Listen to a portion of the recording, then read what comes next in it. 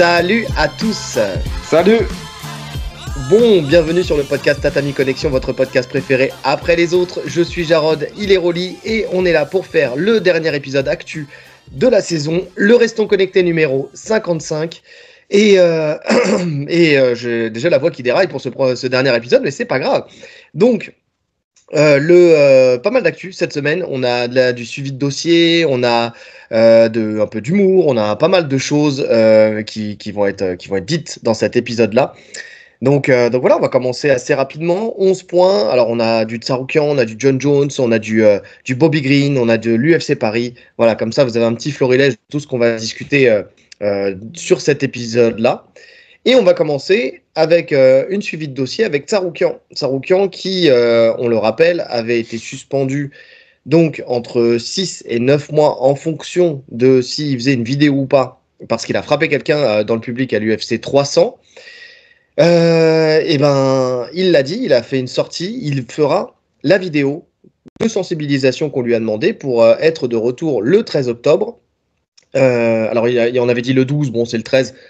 Bon, est-ce qu'il compte le vrai jour où il reprend, tu vois, c'est 12 inclus, j'en sais rien, on s'en fout, de toute façon, une journée, ça change pas grand-chose.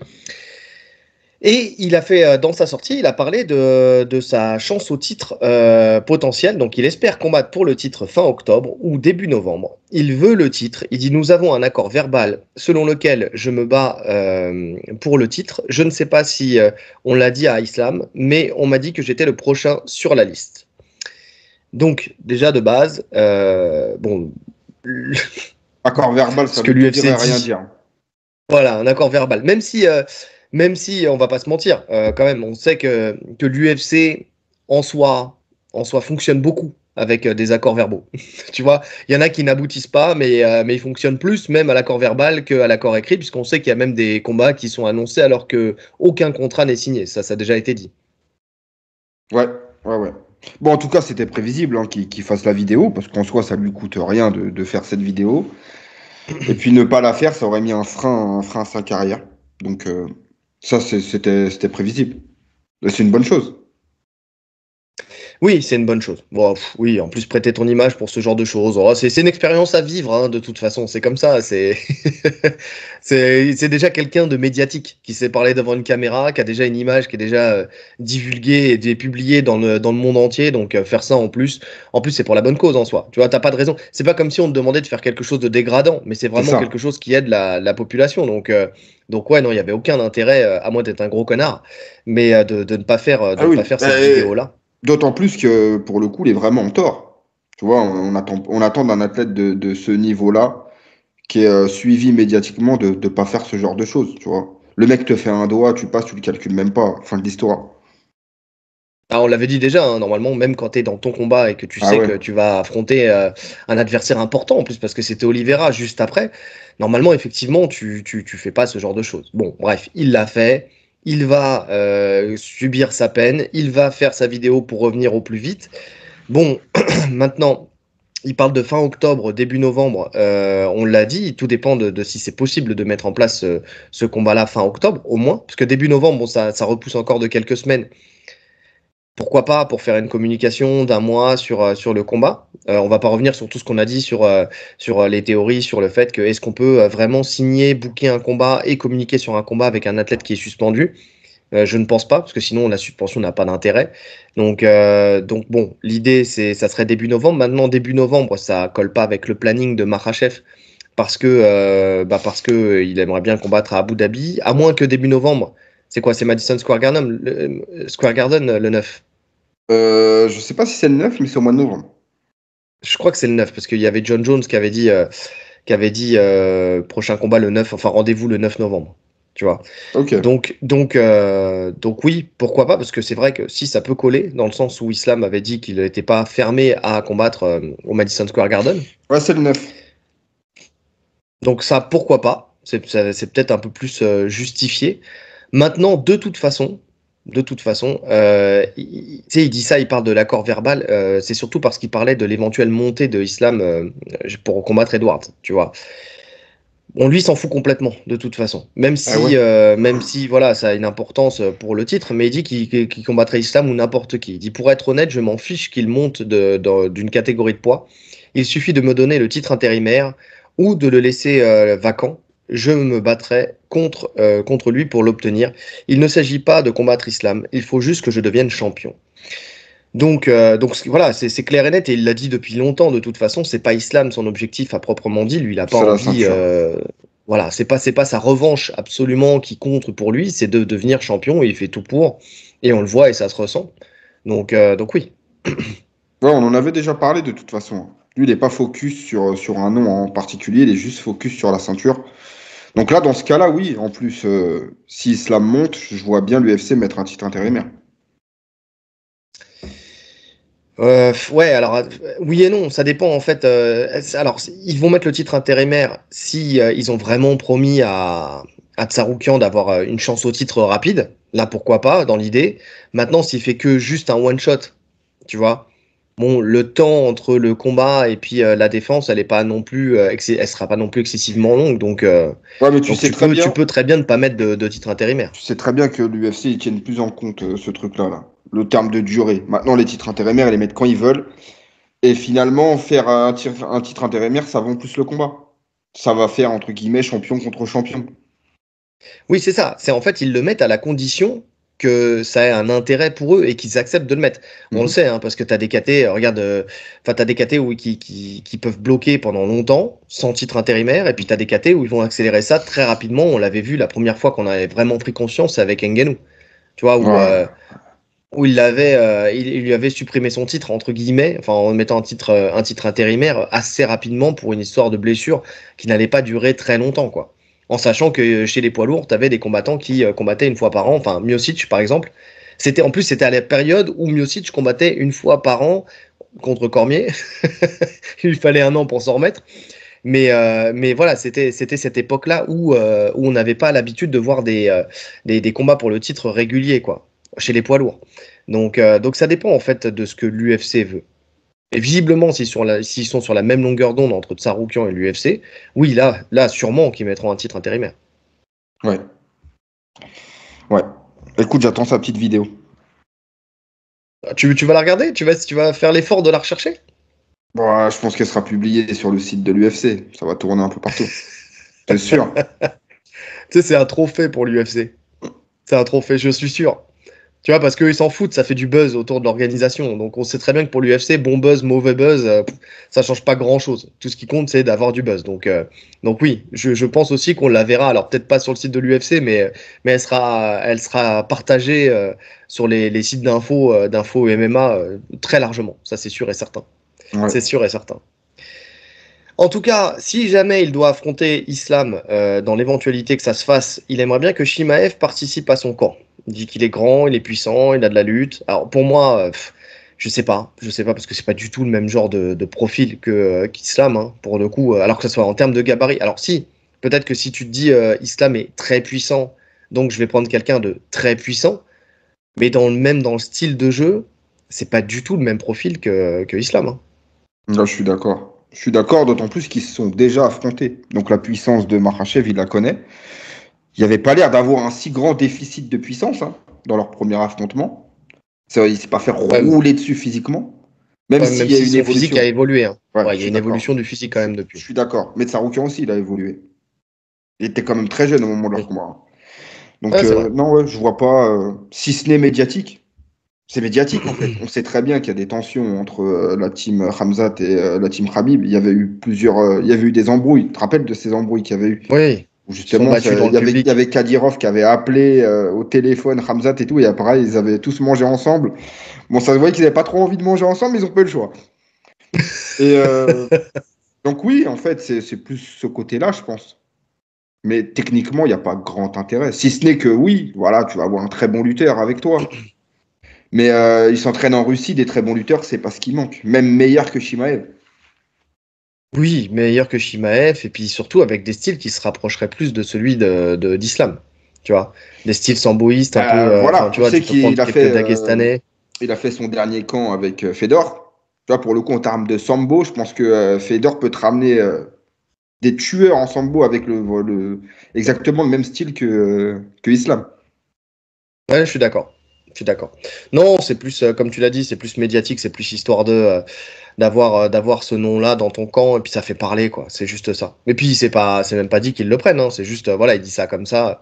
Enfin, tu sais, entre ce qu'il dit aujourd'hui et ce qui se passera le jour où il y aura une annonce d'un combat, tu vois, ça se trouve, on n'en entendra même plus parler de cette idée. Ouais. En tout cas, moi, ça me permet de faire une belle transition. Parce que Chimaev veut sa chance au titre, aussi, tu vois. Donc, lui, faut qu'on en parle. Forcément, on nous dit, on critique les Dagestanais, mais en même temps, il n'est pas Dagestanais, les frérots. Il est pas Dagestanais. Ouais, ou Tchétchène, c'est pareil. Non, c'est pas pareil. C'est pas pareil. Ah non, c'est pas pareil. Ça fait vraiment... Non, c'est pas pareil. Non, mais Dagestanais, Tchétchènes, en fait, tu sais, toute cette partie de la Russie, tu sais, dans leur gestion de carrière, je suis désolé, alors ils sont très forts, mais dans leur leur gestion de carrière, c'est assez compliqué. Enfin, il faut rappeler quand même déjà qu'il vient de déclarer forfait contre Whittaker parce que le monsieur, c'est pas de sa faute, hein, on l'a dit, c'est pas de sa faute, ça peut arriver à tout le monde et on critiquera pas ça. Mais il a été malade, il a dû déclarer forfait en Arabie Saoudite sur le combat contre Whittaker. Mais avant ça, il a combattu contre Kamaru Usman. Bon, ça s'est bien passé pour une fois. Mais juste avant, il a combattu contre Kevin Holland. Comment il s'appelle, Kevin Holland, parce que en fait, il a pas fait le poids parce que le médecin lui a dit d'arrêter tout de suite. Enfin, tu vois, il y a eu quand même pas mal de flops de la part de Chimaev. Et là, il est agacé par la négociation avec l'UFC. Il dit Dana dit constamment différentes choses, mais nous négocions. Il est persuadé qu'il mérite le titre. Il dit mon retour se fera probablement en octobre à Abu Dhabi. L'adversaire n'est pas encore connu, mais j'aimerais un combat pour le titre. J'ai 7 combats, 7 victoires. Il n'y a pas de combattant à l'UFC qui a gagné 7 fois sans se battre pour la ceinture. Alors, excuse-moi frérot, j'ai fait 2-3 recherches. Si. Oliveira, 8 combats gagnés avant le titre. Makhachev, 10 combats gagnés. Dariush, 8 victoires avant de perdre contre Oliveira, jamais de chance au titre. Kamaru Usman, 9 victoires avant le titre. Edwards, 13 victoires si on compte pas le no-contest avec Belal Mohamed avant le titre. Belal, il a fait 9 victoires sans compter le no-contest, donc ça fait 14 combats et 10 combats hein, si on rajoute le no-contest. Chimaev, lui, c'est 5 victoires en 77, 2 en 84. Donc, je suis désolé, mais déjà, de base, tu as combattu, alors 7 fois, certes, 7 victoires, certes, mais dans 2 catégories différentes.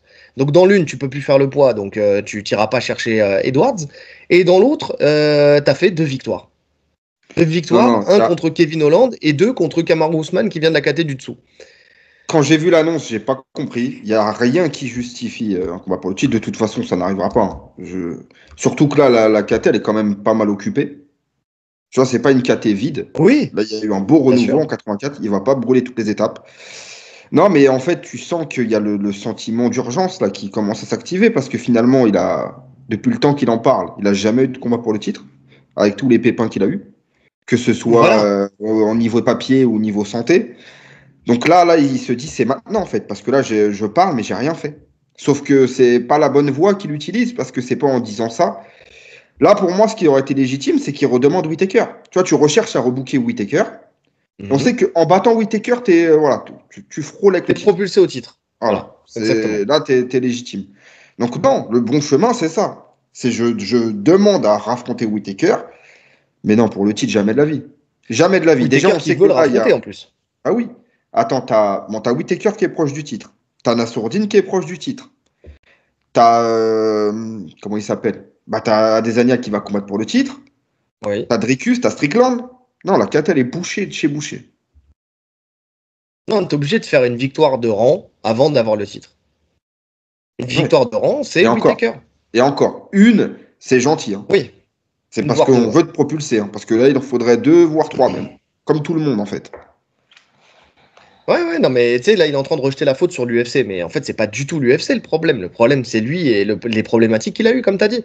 Donc c'est vraiment très. Ouais, c'est particulier. Moi aussi, quand je vois ça, en fait, tu ne peux que désapprouver cette sortie.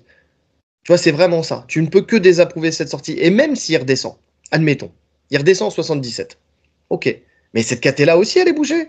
Là, t'as Belal, t'as Shavkat Rakhmonov qui est en train de monter. T'as qui d'autre encore qui est sur le point 2. T'as Della Maddalena qui avance aussi. Enfin, tu vois, t'as des gens qui sont là. C'est mort. C'est mort. Dans tous les cas, dans ces 2 KT, il faut au moins Et je suis gentil, au minimum, un combat. Tu vois, s'il descend en 77, il faut au moins un combat, genre contre Shafkat ou contre Madalena. Et en 84, il faut au moins un combat contre Whittaker. Ouais. Ouais, Whittaker, Strickland, enfin n'importe qui, tu vois, parce que Strickland aussi, il Même, l'appelle. même Canonnier. Même Canonnier. En tout cas, un Même mec qui est Canonier. dans le top, tu vois. Ouais. Un vrai 84. Ouais, mais dans l'idéal de l'idéal, si tu veux vraiment être propulsé très vite, Whittaker. il faut quelqu'un qui a déjà eu le titre. Il faut quelqu'un Whittaker. qui a déjà eu le titre. Donc Strickland ou Whittaker, tu vois. Parce que là, tu te dis, j'ai battu un ancien champion, je peux être propulsé title fight, tu vois. Donc voilà. Mais bon, ouais, moi c'est vraiment quelque chose qui m'a dérangé. Enfin, tu vois, de voir ça. Enfin, ça m'a fait rire, qui m'a dérangé. Ça m'a plus fait rire qu'autre chose, tu vois, parce qu'en fait, ça ne fait que confirmer, tu vois, quand on dit qu'on critique, mais oui, mais en même temps, voilà, quand tu vois des sorties comme ça, tu ne peux que critiquer. C'est pas possible. C'est pas possible. Donc ça m'a amusé, mais c'est surtout, ouais, ça montre. Encore une fois, tu sais, on avait fait un sujet sur le fait que les gens descendaient du train, Shimaev. Tu vois, et même quand tu as un espoir de remettre un orteil dedans, il te fait quelque chose qui va faire que tu vas redescendre. Tu vois, tu peux plus y croire. Et le problème, c'est que si le public n'y croit plus, l'UFC y croit encore moins. Parce que l'UFC s'appuie sur le public. Et là, avec cette histoire-là, tu peux te dire que bah non, sa chance au titre, il va l'attendre longtemps. Surtout s'il attaque nommément en plus l'UFC. Et pourtant, je trouve que l'UFC le favorise encore beaucoup, tu vois. Il le favorise encore beaucoup. Mais même, j'ai du mal à voir l'UFC miser encore beaucoup sur lui, puisque, attends, c'est pas la première fois qu'il annule un combat. Ça coûte cher, tu vois, en termes médiatiques, d'investir sur un combattant pour faire la promo, etc. T'imagines, allez, soyons fous, tu lui donnes sa chance pour le titre. Tu mets le paquet niveau promo, boum, il tombe malade. Tu perds tout. Ouais. Et ça arrive de Il plus en tombe plus souvent. malade, il Donc fait pas le poids, si jamais c'est Ouais, 177, tu vois. non, c'est compliqué. Non, il est trop volatile en fait. C'est tout le problème, il est trop volatile. Donc, surtout qu'en plus de ça, on l'a dit et on le répète, avec ces problématiques qui font qu'il ne peut pas forcément combattre aux États-Unis. Ah, il y a un moment, c'est plus des balles dans le pied que tu te mets, c'est ta vie dès le chargeur, quoi. C'est toute la problématique. Bref, donc on verra en tout cas quelle annonce ils vont faire pour lui. Moi, je vois bien Whittaker. Tu vois, je les vois bien remettre Whittaker face à lui, tu vois, Oui, moi pour aussi. vraiment le tester une bonne fois pour toutes. Moi aussi, d'autant plus que Parce que c'est ça aussi, hein. Whittaker, il Il a, l'appelle, ja- hein. il a pas été beaucoup testé aussi. Enfin, tu sais, il veut des chances au titre, mais bon, le plus gros test qu'il a eu dans la catégorie du dessous, donc c'est Burns. Donc ça, c'est un bon test parce que c'est effectivement, tu peux avoir une chance au titre derrière lui. Mais bon, ça a été quand même une décision assez laborieuse. Et là, le seul test qu'il a eu dans la KT des 84, c'est un Kamaru Usman qui montait en short notice. Tu vois? Donc j'ai envie de te dire, et encore une fois, ça a été une décision très laborieuse, qui aurait pu se finir par une défaite pour lui. Et il a jamais fait de 5 rounds. Il a jamais fait de 5 rounds, si je me trompe pas. Non, non. Donc y a rien sur lequel, enfin, il y a aucun aspect sur lequel tu peux te raccrocher pour dire, ok, d'accord, t'es le prochain. Ah non, mais, bah, sur ça, tout le monde est d'accord. J'imagine, en tout cas, que personne n'est OK avec le fait qu'il ait un title shot direct. Ça serait pas compréhensible. Là, ça serait Oh, je pense que tu être peux des trouver fans des personnes. ultra hardcore et vraiment avoir aucune objectivité. Bah, écoute, j'attends les commentaires. Non, honnêtement, On là, va en pour le coup, trouver. non, non, non, non. Alors, je suis sûr et certain. Il y a personne qui sera OK avec le fait qu'il ait un title shot direct. Ouais, il n'y a que lui qui est OK avec ça. Bref, on enchaîne. Poirier nomme les adversaires qu'il souhaite affronter pour la suite de sa carrière. Alors après qu'il souhaite affronter, je pense pas qu'il parle de tous ces adversaires-là, mais Non, non, en il tout cas, parle voilà, il y a Non, une. non, pour son dernier combat. C'est pour son dernier combat? C'est pour son dernier combat. Je sais pas parce que. Ah, attends, on va. Ok, parce qu'il met une short list. Alors, il dit que pour le prochain combat, c'est sûr que 100% ça sera un de ceux-là. Mais je savais pas si c'était le dernier combat. J'ai pas Si, lu que si, c'était le dernier combat. il parle de son D'accord. dernier combat. Parce que dans cette liste, il parle de Diaz. Le premier nom qui sort, c'est Diaz, Ned Diaz. Mais le problème, c'est que quand tu lis, en fait, ce qu'il veut pour Diaz, c'est un combat en boxe anglaise. Dans l'idéal, tu vois. MMA, Ok. pourquoi pas, mais c'est en boxe anglaise. Donc c'est pour ça que je m'étonne de cette. Enfin, pour le fait que ça soit le dernier combat. Parce qu'il dit qu'il. Alors, dans son annonce, quand il parle du fait qu'il voudra affronter Diaz en anglaise, il dit voilà, je suis un habitué des camps, j'ai pas envie de raccrocher les gants tout de suite. Enfin, tu vois, tu sens qu'il est prêt peut-être à quitter l'UFC ou le MMA, mais il est pas prêt à quitter le monde de la bagarre. Tu vois. Donc, Ouais. c'est pour ça qu'il appelle Diaz. Pour ça, en tout cas. Bon, après, il ferme pas la porte au MMA, mais en MMA, on sait que bon, c'est plus compliqué parce qu'il appartient plus à l'UFC. On en a parlé déjà beaucoup. Donc c'est pour ça que j'ai du mal à croire que ça soit que pour son dernier combat. Moi, je pense que c'est pour son prochain combat. Ouais, bon, après, Tu l'as lu clairement? Tu l'as lu clairement t'as lu une déclaration? Attends, je suis en train de le relire l'article. Je crois que j'ai mélangé deux articles. Ah, c'est possible. Ouais, j'ai dû mixer deux articles. Mais parce que dans cette liste, il y a des noms que je comprends pas Bah, t'as spécialement. Connor. T'as Ouais, Connor pour oui. la quadrilogie. T'as Volkanovski. T'as Gaethje pour la trilogie. T'as Holloway pour le BMF s'il conserve son titre. T'as Oliveira pour une revanche. Et t'as Covington pour une éventuelle montée. Ouais. Alors, Covington, je vois pas l'intérêt. Bah, l'intérêt, c'est toujours le même. Hein. C'est comme pour Oliveira quand il parlait de monter contre Covington. C'est-à-dire que si tu montes, c'est le profil le plus simple, on va dire, le plus simple quand tu vois son niveau qui est en train de se dégrader. Tu vois, tu te dis, je monte sur quelqu'un qui va faire monter le combat parce que voilà, il a une grande bouche et donc forcément, bah, ça va faire parler. Tout le monde a envie de voir Covington se faire éteindre. Et en plus de ça, c'est le profil peut-être le plus simple pour l'instant classé, encore classé de la catégorie du dessus. Et puis je me demande s'il n'y a pas un bif entre les deux. Si, si. Si, Ouais, si. Alors, je sais plus à quel sujet, mais il s'était chauffé là récemment en plus, hein. ouais. Donc c'est pour ça. C'est ça aussi ce truc où tu peux construire un storytelling dessus. Et en plus, s'il peut le taper, bon bah au moins ça règle leurs différends. Ouais, dans toute cette liste-là, c'est qui le nom qui t'intéresse le plus? Qui est On va le voir nom si on qui a le même. m'intéresse le plus? Alors déjà, Geji, ça m'intéresse pas. Parce on a vu ce qu'on avait à voir. Connor. Alors attends, je te dis pas celui qui m'intéresse le plus, pour l'instant. Après, je te dirai Connor. Bon, vu comment s'est passé le dernier combat, je me dis pourquoi pas aller les revoir, mais encore, je sais pas, je suis pas vraiment fan. Oliveira, ça sert à rien, il va se faire rouler dessus une deuxième fois. Qui? Euh, bah, Poirier, puisqu'il a perdu le premier. Ah, je suis pas sûr, hein, qu'il se fasse rerouler dessus, hein. Ah, En tout cas, Je pense qu'Oliveira, c'est plus le même combattant. ouais, certes, mais bon, tu sais très bien qu'il finit toujours par se faire soumettre à un moment ou à un autre. En tout cas, on peut parier, on peut déjà penser qu'il puisse se faire soumettre une nouvelle fois, même si ça sera peut-être pas aussi évident, mais bon, c'est possible. Après, il peut prendre sa revanche, hein, je dis pas le contraire. Holloway, ça m'intéresse. Ah ouais, moi, Holloway, c'est le ça combat qui m'intéresse. m'intéresse le plus, moi. Ouais, moi Avec aussi, une vu ce vraie qu'il a montée fait d'Holloway. voilà. Ah oui, Ouais. franchement, titre BMF en jeu, ça peut être intéressant. Et même sans titre, Et en puis, vrai. Moi, juste stylistiquement, ce combat avec une vraie montée d'Holloway, ça m'intéresse. oui, vu comment s'est passé le premier, on l'a dit, hein, de toute façon, avec le short notice, ça a été déjà un combat qui a été difficile. Donc là, avec la montée d'Holloway et surtout avec alors une vraie montée d'Holloway et surtout avec les ajustements qu'a fait Holloway aussi, tu sais, qui est beaucoup plus tempéré, mais tout le temps dans cette violence, tu vois, qui met du volume quand même, mais qui stratégiquement est encore plus fort qu'avant, j'ai l'impression. Ah, Donc, largement. Bien plus dans la gestion. donc c'est pour ça, ouais, j'aimerais bien ce combat-là. Qu'est-ce que tu penses de Volkanovski, le dernier qui reste là? Non, ça m'intéresse pas. Non, ça m'intéresse pas. Volca, moi, je veux le voir repartir un peu en dessous. On l'a déjà dit. Moi, je veux pas le voir enchaîner les gros noms comme ça parce que ils vont enchaîner les défaites.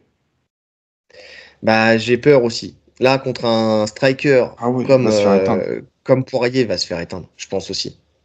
Je pense Volcan l'a aussi. dit, hein, le problème, il n'est pas technique, hein. Là, c'est vraiment, on le sent, c'est sur le psychologique, hein. Moi, je le sens comme ça, en tout cas. Parce que Ouais. techniquement, ça reste Volca. Mais voilà, maintenant, il doute. On l'a vu dans son combat contre Topuria. C'est plus le même combattant. Il faut qu'il reprenne confiance. Non, je suis d'accord. Je suis d'accord. Mais lui, il appelle de ses voeux, donc c'est potentiellement un combat qu'on pourrait voir quand même, hein, tu vois. Parce que Volca, il vu que cherche à monter, Holloway, hein, de toute façon.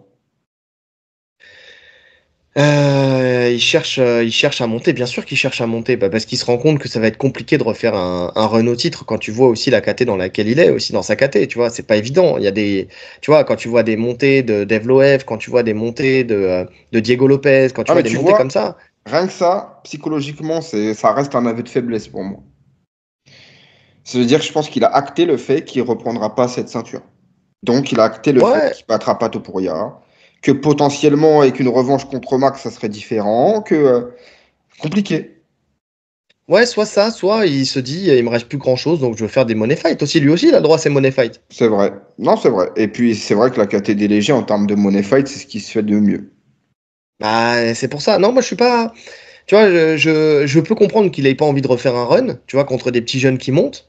Maintenant, est-ce que c'est un aveu de faiblesse en tant que tel? Je suis moins convaincu, tu vois. Même s'il y a d'autres aspects, des sorties qu'il a fait, des prises de parole, ça, oui, ça me conforte plus dans le fait que, effectivement, il y a un truc qui va plus dans la confiance, tu vois. Et quand un combattant perd sa confiance, il perd une bonne partie de sa réussite. Tu vois, j'en parlais avec Kader, là, tu sais, un de mes élèves ceinture noire.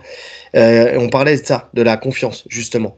Que quand tu avais confiance, alors ça ne voulait pas dire que tu pouvais pas perdre et que tu pouvais pas te prendre les pieds dans le tapis, mais que tu avais quand même beaucoup plus de chances d'aller remporter un combat. Je sais plus de qui on parlait, de quel combat on parlait pour ça, mais sur le fait que le mec était tellement bouffé d'un point de vue confiance, bah, c'était Guémouri. C'était avec Guémouri, je crois. Tu vois, c'est quand il m'avait parlé de ce combat-là, Guémouri contre Talbot, que le fait qu'il ait été bouffé complètement niveau confiance, il ne pouvait pas du tout sortir un jeu correct, quoi. Et Hmm. alors que à l'inverse, Talbot était en pleine confiance et donc, bah, lui, c'était normal, ça sortait naturellement. Et on l'a tous vécu, hein, quand on l'a déjà dit, mais quand t'as pas confiance et que tu combats contre quelqu'un, effectivement, tu fais la moitié de tes mouvements, tu fais la moitié de tes enchaînements et tu finis par perdre. En fait, tu Ouais. veux ne pas perdre au lieu de vouloir gagner quand t'as pas confiance. Et quand tu veux pas perdre, c'est le mauvais moteur, entre guillemets. Et Volkanovski, là, j'ai peur, moi, qu'il soit dans un truc où je ne veux pas perdre, plutôt que je veux gagner. Ouais. Non, je suis d'accord. Et c'est exactement ce qu'il a exprimé dans son combat contre Topuria. C'est ce qu'on a ressenti, en tout cas. Ouais. Non, non, je suis d'accord. Maintenant, un combat contre Diaz en boxe. Ça te parle pas? Non, mais moi, de toute façon, tous ces combats ne me parlent pas. Des combats de boxe entre anciens du MMA, ça me parle pas. Maintenant, si ça peut lui permettre de prendre. Moi, voilà, je suis toujours pour un gros billet pour les combattants. Si ça peut leur permettre Ouais. de prendre un gros billet, y a pas de souci. Alors, un gros billet, Diaz, il a porté plainte là contre l'organisateur de ce combat parce qu'il a pas pris un gros billet, justement. Ouais, il Il devait devait prendre toucher 10 un millions. million avant. Ouais, 1 million avant, 9 millions après. Pour l'instant, il a eu son million d'avant et ils veulent pas lui payer le million d'après, les 9 millions d'après. Donc, ils veulent pas le payer l'entièreté de la somme. Donc, gros billet, tu peux te faire arnaquer quand même, hein. Donc, il porte plainte, on verra ce que ça donnera. On vous dira si jamais on a le résultat de cette procédure. Mais en tout cas pour l'instant, niveau financier, il s'est fait avoir, Je le suis Ned Diaz. d'accord. Bon, après, j'ai envie de te dire, ça peut arriver à n'importe qui, ça. Mais sur tous ces autres combats, il n'y a pas eu de problème. Ouais, ouais, non, je suis d'accord. Bon, écoute, moi, ce combat-là, tu vois, alors, sortie de Diaz, voir Poirier tourner en anglaise par la suite, ça me choque pas.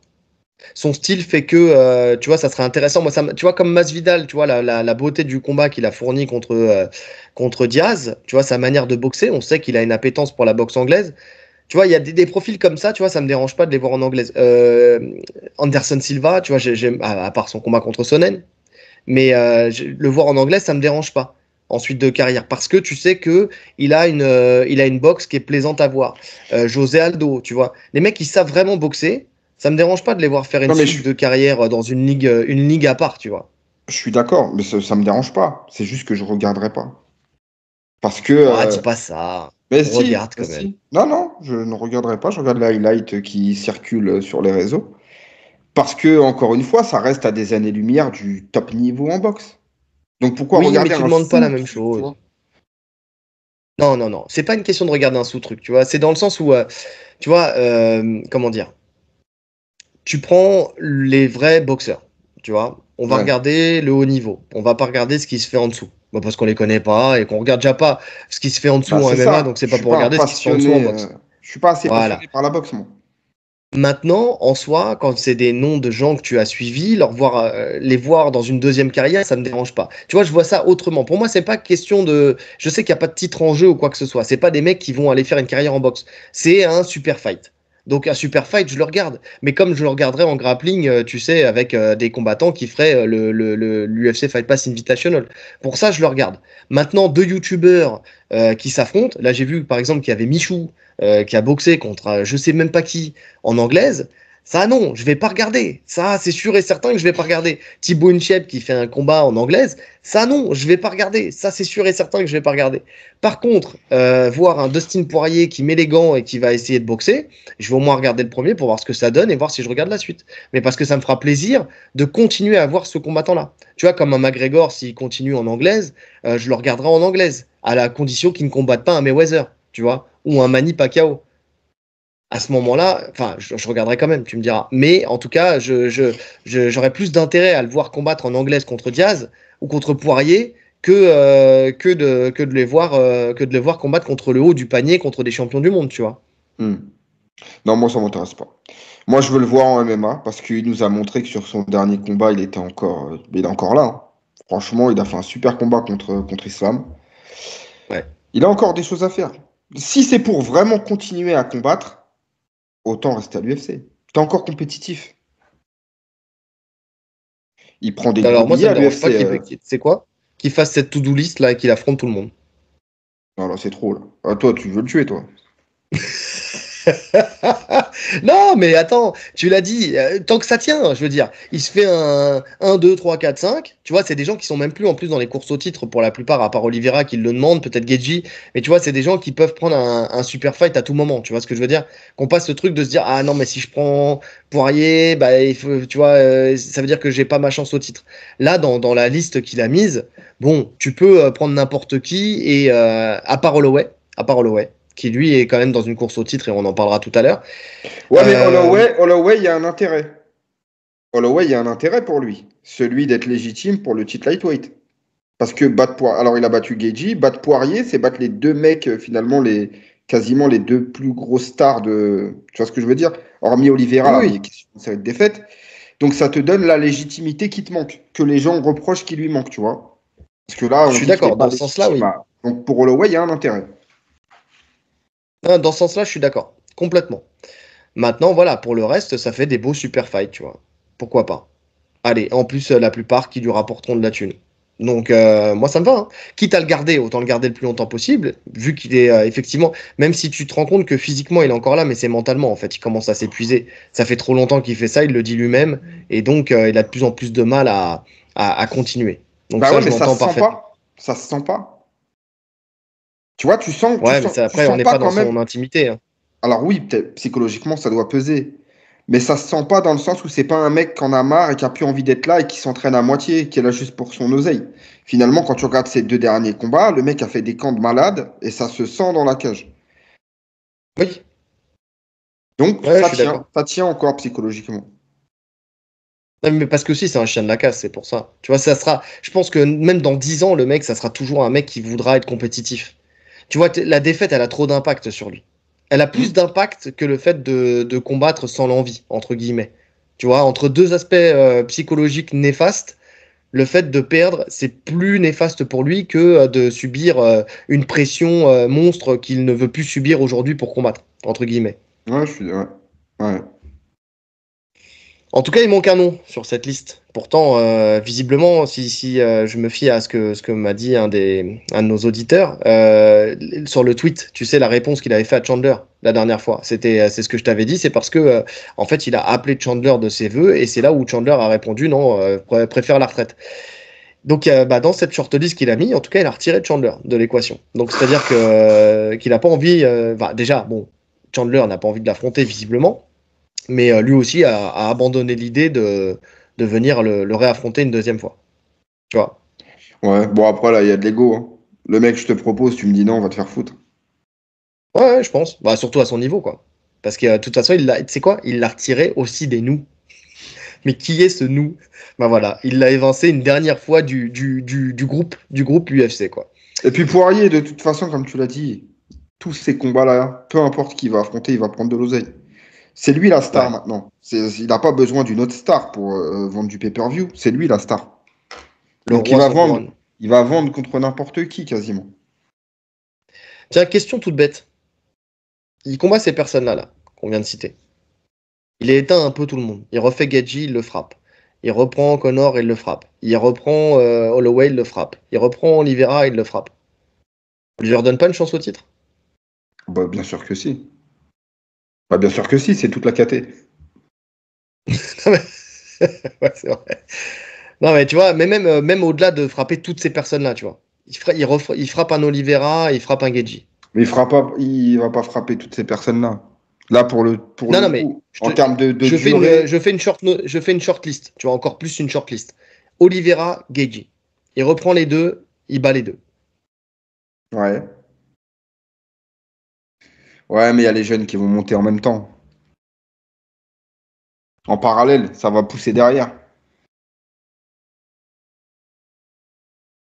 Ouais, ouais, faut voir. Avec un Fiziev, faut voir avec. Tout dépend Faut voir un. en fait, tout dépend de qui sera champion à ce moment-là. Si c'est Makhachev, il n'y aura pas de revanche. Il n'y aura pas de revanche contre Makhachev. Si Makhachev décide de monter, qu'il fait autre chose et que c'est Tsarou qui est en place, par exemple, pourquoi pas? Parce que ça fera un combat Ouais. inédit. Ouais, non, je suis d'accord. À voir. À voir. En tout cas, Chandler, pour revenir à lui, bah effectivement, il n'est pas sur la liste, mais c'est pas grave parce qu'il va être booké contre Connor, même s'il avait appelé un autre adversaire. Visiblement, si on se fie au tweet de Connor, il dit: J'ai parlé à Dana aujourd'hui à propos de notre nouvelle date. Tout est bon, c'est pour 2024 sûr. Et il met un pouce et il met des mains en prière. Et c'est les mains en prière, moi, qui m'inquiète personnellement, parce que s'il vous plaît. Donc ouais, non, non, il a annoncé que, en tout cas, il fait tout visiblement. Après, on sait très bien, c'est Connor entre ce qu'il dit, ce qu'il tweet, ce qui est vrai. On sait pas trop. Surtout que Dana White souvent, il tient des annonces, il fait des annonces qui sont un peu dissonantes avec ce que dit Connor. Est-ce que c'est une pression de Connor? Est-ce qu'il a vraiment discuté avec Dana? Visiblement, il veut absolument combattre quand même avant la fin de l'année et rebooker ce combat contre Chandler. En tout cas, voilà, l'énergie qu'il met à parler de ce combat-là me fait croire qu'il veut vraiment rebooker ce combat au plus vite. Qui, Connor? Ouais. Oui, je pense qu'il veut. Connor, il veut combattre. Il veut combattre. On m'a dit, ça fait longtemps qu'il veut combattre. Maintenant, tout dépend. En fait, l'UFC, ils l'ont calé à une date précise. C'était sur la Fight Week. Non, pas la Fight Week, l'UFC, comment ça s'appelle là, le truc qu'ils font Oui, l'été là. Voilà, l'international Fight Week. l'International Fight Week. Il l'a placé sur la Fight Week avant même que l'événement ait lieu. Ils l'ont placé sur ça. Tu vois, on a dit, hein, ils attendaient vraiment le bon moment pour le placer parce qu'il était prêt depuis un moment pour combattre. Ils l'ont placé là. Le fait que ça se fasse pas sur cette carte, eux, ça chamboule tout. Encore une fois, ils vont attendre le bon moment pour le placer. Et le bon moment, ça peut être dans très longtemps. Et là, visiblement, on prendrait ça serait sur le dernier événement de l'année. Ouais. Oui, De parce ce que que ça j'ai fait vu, ça partie serait des sur le gros dernier. événements. Le Y a- dernier y a- y événement a- de l'année, au mois de décembre. Ouais, tu sais, t'as des événements qui ont plus d'importance que d'autres. T'as le Madison Square Garden, t'as l'International Fight Week, t'as le dernier événement de l'année. Et puis après, c'est des UFC voilà, historiques comme l'UFC 300, tu vois. Mais en tout cas, dans l'année, dans les années habituelles, c'est l'International Fight Week et c'est le dernier événement de l'année. Si, t'as l'UFC Noche aujourd'hui aussi, qui est quand même Ouais. important. Ouais, Voilà, là, ouais, même en dehors de la sphère. C'est quand même un événement important maintenant. Enfin, toutes ces dates anniversaires, entre guillemets, tu vois. ouais, ouais. Oui, oui. Mais après, le dernier UFC de l'année, de mémoire, non, c'est pas un événement de fou, hein. C'est pas un événement de fou en général, hein. Justement, Ah, quand même. je m'étais fait cette comparaison avec le MMA japonais, moi qui suivais beaucoup, justement, l'événement du 31 décembre, tu vois, c'était vraiment l'événement. C'était le plus gros événement de l'année. Là où sur le public américain, genre, c'est un bon événement, c'est un numéroté, mais c'est pas non plus là où on va envoyer toute la sauce. T'as des exemples? C'était quoi le dernier, déjà? Bonne question. C'était la réflexion que je m'étais fait l'année. Non, ouais, ça fait un moment que je me fais cette réflexion, mais attends, je vais te dire ça. Alors, le dernier, là, on est au 304.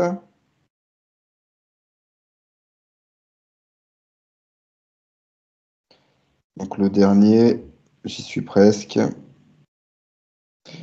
C'est Blachowicz Ankalaev, le main event. Ah ouais, effectivement.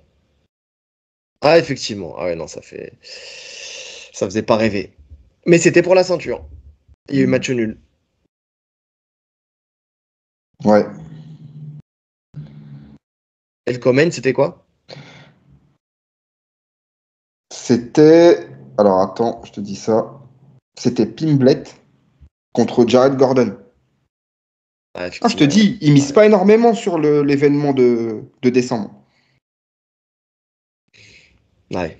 Le co-main, c'était Ponzini Bio contre Morono. Ouais, après, il faudrait peut-être voir celui de l'année d'avant, tu vois. Enfin, je sais pas. Ouais, c'est vrai. Mais en tout cas, sur celui-là, c'est vrai que c'était pas fou. C'était pas fou. À 2023, c'est vrai que c'était pas un grand cru, alors. C'était pas un grand cru du tout. Ouais. Donc ouais, ça me paraît bizarre, moi, qu'ils le mettent sur l'événement. Bah après, tu sais très bien que, tu sais, Connor, ils le mettent jamais visiblement sur quand même, à part là, l'International Fight Week, mais sur des événements quand même trop gros parce ils savent qu'il vend que par son nom. Donc, ils peuvent le mettre n'importe où normalement, justement, ils auraient fait un flop, entre guillemets. En tout cas, ils auraient fait moins de vues et ils le mettent là, comme ça, bah, derrière, ça leur permet de hyper une carte qui aurait été un peu plus laborieuse normalement. Tu On le vois. sait. Donc, Connor, finir l'année avec ça, pourquoi pas. Tu peux le mettre n'importe où de toute façon. Après, le fait de le mettre fin d'année, c'est aussi parce que tout est peut-être booké aussi, les gros, enfin, en tout cas, les pay-per-view, tu vois, sont peut-être bookés d'ici là aussi, tu vois. Ouais, tous. Donc, tu prends le dernier du dernier pour pouvoir, parce que c'est peut-être celui où il y a encore de la place. Ouais. En tout cas, en attendant, il gagne quand même de l'argent, hein, en dehors de la cage, mais il n'y a pas de problème pour lui. Alors après Diaz, où il a gagné 1 625 000 dollars pour avoir parié 500 000 dollars sur sa victoire, c'était déjà pas mal. Là, il a gagné encore 1 million. En misant cette fois-ci 100 000, alors 1 million d'euros cette fois-ci, c'est pas tout à fait la même somme, pour 100 000 euros qui a été placé pour la victoire de l'Espagne à l'Euro. Donc, somme qui aurait pu être triplée si l'Espagne avait gagné 3-1, Ouais, ce parce qui n'a qu'il pas été avait le cas parce parié qu'ils ont aussi gagné 3-1. 2-1. Ouais. Ouais. Voilà, c'est ça. Et cerise sur le gâteau, il a gagné ça pour ses 36 ans, en fait, tout simplement. Donc, petit pari gagnant, encore 1 million d'engrangé, Un petit 900 pourboire. 000 de bénéf, tranquille. Voilà, quand tu es riche, tu peux devenir toujours plus riche. Il est meilleur en pari que Drake? Bah écoute, est-ce que c'est compliqué de toute façon? Non, c'est pas compliqué. Mais ouais, non, c'est pas mal, hein, c'est pas mal.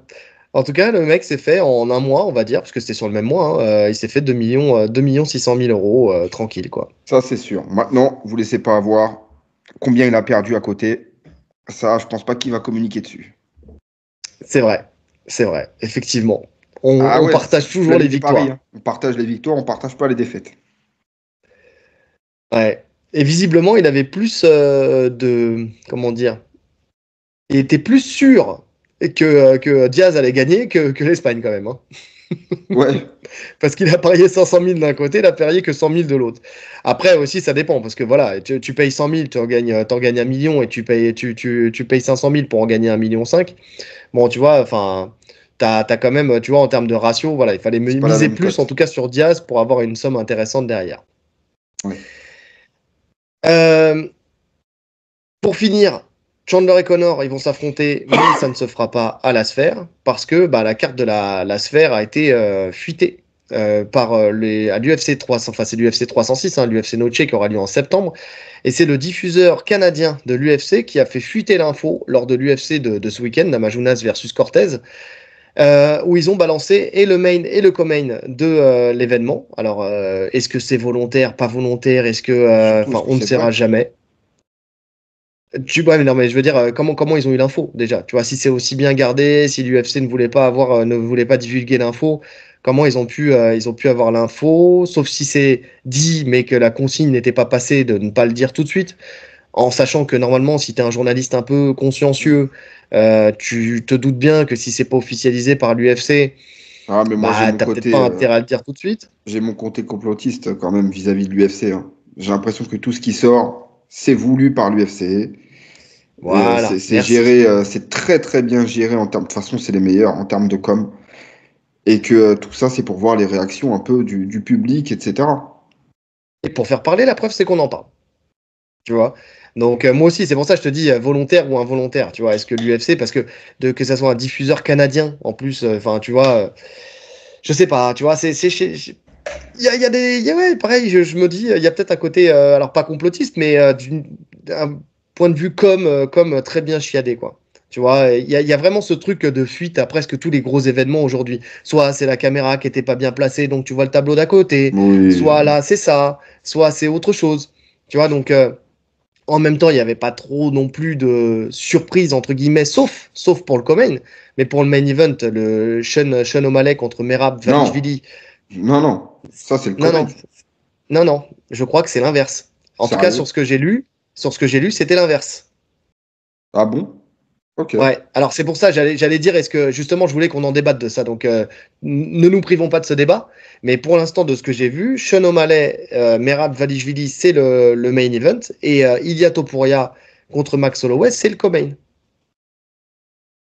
Ok. Alors, comme je disais, pour le main event, tu vois Merab surtout qui partage un nombre incalculable de posts où il appelle l'UFC Noche, où enfin, il nous tease justement son combat contre Sean O'Malley. Là, j'en ai encore vu un tout à l'heure sur Instagram. Mais il est drôle, il est drôle. Tu sais, on avait parlé déjà la Il est dernière fois trop drôle. avec le sosie d'O'Malley où il lui met le coup de pied devant l'UFC Noche, là, devant la sphère. Mais là, j'ai vu un truc où tu le vois, il est assis à table avec une meuf, tu vois, et en fait, il lui dit attends, attends, attends. Il lui ouvre la chaise, tu vois, mais la chaise de. Enfin, non, elle s'assoit. Non, non, c'est pas ça. Elle s'assoit, il arrive, il est face à l'autre chaise, il lui ouvre la chaise, comme ça, pour qu'elle revienne et qu'elle change de place. C'est genre la galanterie, je t'installe. Et lui, en fait, se remet là où elle était installée, mais en fait, c'est juste parce qu'il est devant la télé où tu vois le combat d'O'Malley contre Chito Vera. Et comme ça, tu vois en train d'étudier le combat pendant qu'il est avec la meuf. Du génie, c'est un génie, c'est un génie. Il est trop Je fort. kiffe le personnage. Moi aussi, j'aime beaucoup. J'aime beaucoup, mais Donc, ça justifie pas le main event pour moi. bah, c'est vrai que, tout comme toi, je voyais Topuria contre Max Holloway en main event. Pour une raison qui est simple, c'est que c'est deux immenses stars. Ouais, mais déjà, il y a Holloway, cette règle de poids. C'est la caté du dessus. Ils sont au-dessus. Logiquement, c'est comme ça fonctionne. ouais, mais c'est ce que tu dis à chaque fois, mais tu te Bah, rends parce compte que que c'est dans les vrai. faits, c'est pas vrai. Ben Non, si, c'est pas dans vrai. Si, 99% du temps, c'est comme ça. s'il y a une star supplémentaire, ils vont inverser ça, il n'y a pas de Mais là, problème. Ils vont faire le combat qui les mais arrange le plus. justement, en combat de stars, là, tu as deux plus grosses stars qu'en face. Hein. Eh ben, je sais pas. Pour Sean O'Malley, je sais pas. Pour l'instant, à l'instant T, je suis pas sûr. On en parlera dans le point d'après, mais je suis pas sûr que Sean O'Malley soit en dessous et de Max Holloway et de Topuria. Allez, au même niveau Topuria, que il vient. Holloway, si tu veux, au même Alors, niveau. que Holloway. En plus, il y a le titre BMF et tout ça. Donc, à moins qu'ils ne mettent pas le titre BMF en jeu, mais si tu as et la ceinture et le titre BMF, effectivement, ça fait deux ceintures contre une. Donc, moi aussi, je verrais ça normalement au-dessus. Topuria, c'est une star qui pointe le bout de son nez, mais c'est pas encore une star suffisamment grande pour dépasser, je pense, et Holloway et O'Malley, même si Elle peut-être qu'en dépasse France, on le pense parce Dvalishvili, que en tout c'est une cas. ah, il dépasse Dvalishvili. Oui, ça c'est sûr. Non, mais après, dans les quatre noms, là, dans le quatuor qu'il y a là, Dvalishvili, c'est celui qui est en dessous. Mais après, bon, tu sais très bien qu'une carte peut tenir sur un nom. Je suis Dixit d'accord. Connor, Mais même, tu regarde, vois. juste en termes de. Là, on a parlé des noms et des stars, mais en termes de combat, t'as quand même. Alors, on n'a pas fait l'analyse, hein, je parle en gros. T'as quand même une chance sur deux d'avoir un combat très chiant entre O'Malley et Dvalishvili si Dvalishvili arrive à imposer sa lutte sur les 5 rounds. Parce que sur ces 10 derniers combats, je crois, ces 10 dernières victoires, je crois que c'est quasiment 10 décisions, ou 9 ou 8. Enfin, c'est un mec qui va à la décision sur des combats qui sont Hmm. que de la lutte, que de la lutte, que de la lutte. Donc, alors qu'en face, entre Holloway et Topuria, potentiellement, tu as le fight de l'année. Je suis d'accord. Et combien de fois tu as eu des potentiels fights de l'année qui étaient en co-main par rapport au main? Oui, oui, oui. Justement pour faire monter la sauce, tu sais, l'ambiance pour le main.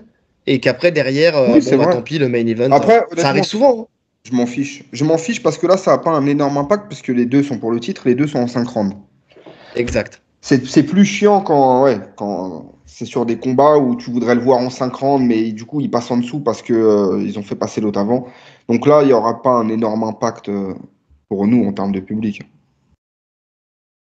Non, je suis d'accord. Je suis d'accord. Mais en tout cas, bon, c'est 2 combats énormes, par contre. C'est 2 combats énormes. Si, après, le truc, c'est qu'aussi, Topuria, même si c'est. Enfin, ouais, il y a un côté hispanique chez lui, tu vois, c'est un espagnol. Tu vois. Donc, UFC Noche. Bon, alors ça n'a rien à voir, parce que c'est l'indépendance du Mexique. Et attends, on en fait quoi de l'ancien main event? Grasso contre Shevchenko? Ouais. Eh ben, c'est une bonne question. Je ne sais pas. Parce que j'ai passé l'info que ça serait un petit UFC.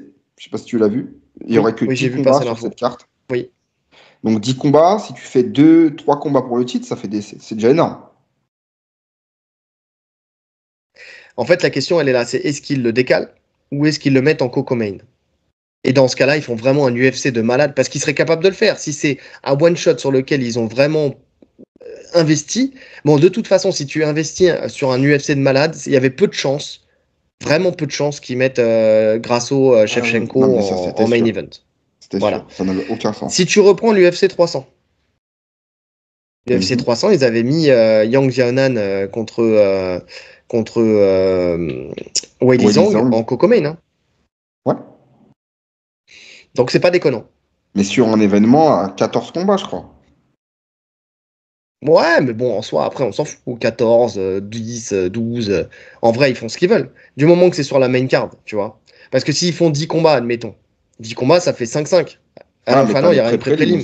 Ah oui, il y a la pré. À moins qu'ils mettent pas de pré-prélim. Ouais, qu'ils mettent une prélim et. Qu'ils mettent une prélim et une main card. Ou alors, ils mettent une main card avec 3 combats pour le titre. Ils font. Enfin, dans 4 combats, admettons. S'ils font 3, 3, 4, tu vois.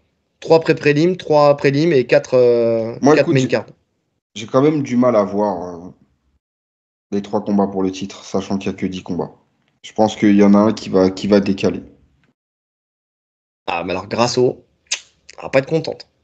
À moins que c'est parce qu'il voulait absolument Grasso, que ça finalement, se fasse contre Shevchenko.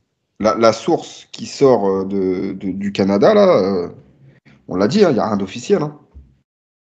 Non, Sean O'Malley, Dvalishvili, ça fait un long moment qu'on en parle sur cet événement. Ouais. Par contre, le Topuria Holloway, c'est pas dit qu'il soit mis sur cette carte. Ouais, mais s'ils font ça pour voir la réaction du public, ils vont vite se rendre compte que le public, il va valider ça à 2000%. La preuve, c'est que nous-mêmes, on se dit, ouais, main event, tu vois. Ouais, mais d'un autre côté, c'est vrai que c'est complètement con, parce qu'ils savent très bien, sans faire l'annonce, que le public va valider ça à 100%. Tout le monde veut voir ce combat. Bien sûr. Non, je te dis, ou alors la dernière chose, c'est qu'ils veulent absolument que Grasso affronte Shevchenko, qui ne veut pas combattre à l'UFC Noche, et Grasso n'est pas une star suffisamment grande pour avoir son mot à dire, on va dire, sur où elle combat et quand elle combat, et ils lui ont dit, bah écoute, t'es mignonne, mais ça sera plus tard. Ouais, non, bah, parce qu'il y a la réalité. Il y a la réalité, c'est que, ok, c'est un événement qui met à l'honneur les Mexicains, mais le public mexicain, il regarde le MMA. Il regarde pas que les Mexicains. C'est comme un événement sur l'UFC Paris. Tu préfères voir un combat moyen, mais qui met un Français en main event, ou 2 immenses stars en main event? Tu vas vouloir 2 immenses stars. Là, je pense que tous les Mexicains veulent Topuria, Holloway, avant de voir Grasso, Shevchenko. Il n'y a pas photo. Oui. Oui, non, c'est vrai. C'est vrai. Donc à voir, mais en tout cas ça me plaît bien. Maintenant il faudra voir les tenants, les aboutissants de tout ça. Comme je te dis déjà, savoir si Holloway va mettre sa ceinture BMF en jeu en plus, parce que ça rajoute aussi un peu de hype sur ce combat-là. Et puis voir le reste de la carte. Mais ouais, en tout cas voilà, ça confirmerait que Topuria Holloway ça va vraiment se faire, parce que tu sais on savait pas trop, même si ça se dessinait de plus en plus. Mais bon, il y avait quand même un Topuria qui posait problème dans la négociation de ce combat-là. Holloway, moi, je suis content de le voir combattre une nouvelle fois pour le titre dans cette catégorie parce que voilà, ça le sort de sa trilogie contre Volkanovski et ça lui donne une chance de pouvoir récupérer son dû parce que voilà, s'il a une occasion, ça sera maintenant. Si jamais ça se fait, personnellement, moi, je serais sûrement Team Holloway. Plus que Team Topuria, pour le coup. Même si d'habitude je prends pas parti, mais là, pour l'histoire de la personne et pour la suite de ce qui peut se passer derrière, tu vois, avec un titre en plus qui pourrait lui permettre de monter. Enfin, tu vois ce que je veux dire. Enfin, tu vois, si jamais il perd contre Topuria, en fait, toute sa suite d'objectifs, elle s'effondre presque. Tu vois, le fait de remonter, de ceci, de cela, ça s'effondre. Alors que Topuria, enfin, il est encore jeune, tu vois, il peut rebondir. Maintenant, moi, je serais plus pour l'histoire du MMA, de la KT, de la personne, je serais peut-être plus Team Holloway pour le coup. Ouais, moi j'aime bien Holloway. J'aime bien Topuria aussi. Après, c'est sûr que je préfère Holloway dans le sens où je le suis depuis des années. Là où Topuria, il vient d'arriver. Mais j'ai hâte de faire cette analyse en tout cas. Ah, on est deux. On est deux. C'est pas toujours le cas, mais là, pour le coup, c'est une analyse qui me plaît bien. Effectivement. O'Malley, tu vois, on disait main event. Pourquoi? Qu'est-ce qui justifie ça? O'Malley, visiblement, reste quand même un nom qui pèse dans le MMA, puisqu'il a été élu combattant de l'année ESPN. Donc, c'était sur le ESPN, non, ESPYS. Alors, me demandez pas ce que ça veut dire, j'ai pas trouvé et je m'en fous. Awards. C'est en 2024, enfin, pour 2024, O'Malley et a été donc élu meilleur combattant de l'année. Alors, est-ce que c'est justifié? Je ne sais pas. En sachant qu'en 2024, il a fait un combat contre Marlon Vera. Quand tu vois un Pereira qui, par exemple, on en revient toujours à Pereira, mais qui en 2024 a combattu contre Hill et Prochaska sur 2 gros UFC. Il a sauvé 2 cartes et en plus de ça, il les bat tous les 2 par KO. Là où, effectivement, O'Malley, effectivement, il a peut-être pas gagné par KO, mais contre un Vera qui était inKO-table. Enfin, lui, je te jure, il est béni de, tu sais, la vierge qu'il a sur le torse, elle l'a béni, il peut pas tomber, c'est pas possible. Et c'est vrai qu'il avait fait un combat extraordinaire sur cette année. Il en a peut-être fait qu'un, mais le combat, il restera gravé quand même dans l'histoire de l'UFC. Contre Vera? Ouais. Oui, mais d'un autre côté, c'était un combat prévisible. Vera, il est en dessous. Et même dans l'analyse, on l'avait vu, tu vois, il a fait un combat revanche contre sûrement un des mecs les plus faciles à prendre dans le top. Alors, est-ce que c'est pas vraiment le même... Est-ce que c'est pas la même chose pour Pereira? Ah, mais Pereira, il a pris les meilleurs. Il n'a pas été chercher le numéro 8. Tu vois, Pereira, il prend le numéro 1, le numéro 2. En tout cas, il prend 2 anciens champions. Il peut pas faire plus, en fait. Il prend les mecs qui sont devant la porte au titre. Ouais. Non, je suis d'accord. Bon, après, Hill qui revenait de blessures et tout ça. Enfin, tu vas toujours trouver des gens qui vont t'apposer des trucs. Il revenait de blessures, il n'était pas complètement remis, donc voilà. Il était hors de forme, patati patala. Ok.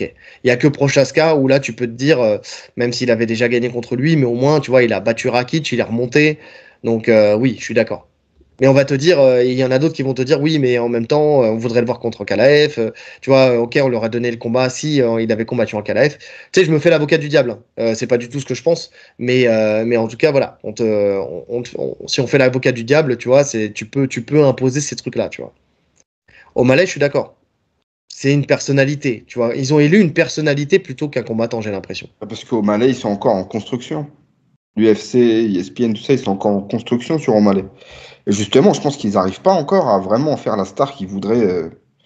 Je pense qu'ils l'imaginaient monter beaucoup plus dans le cœur des gens, O'Malley.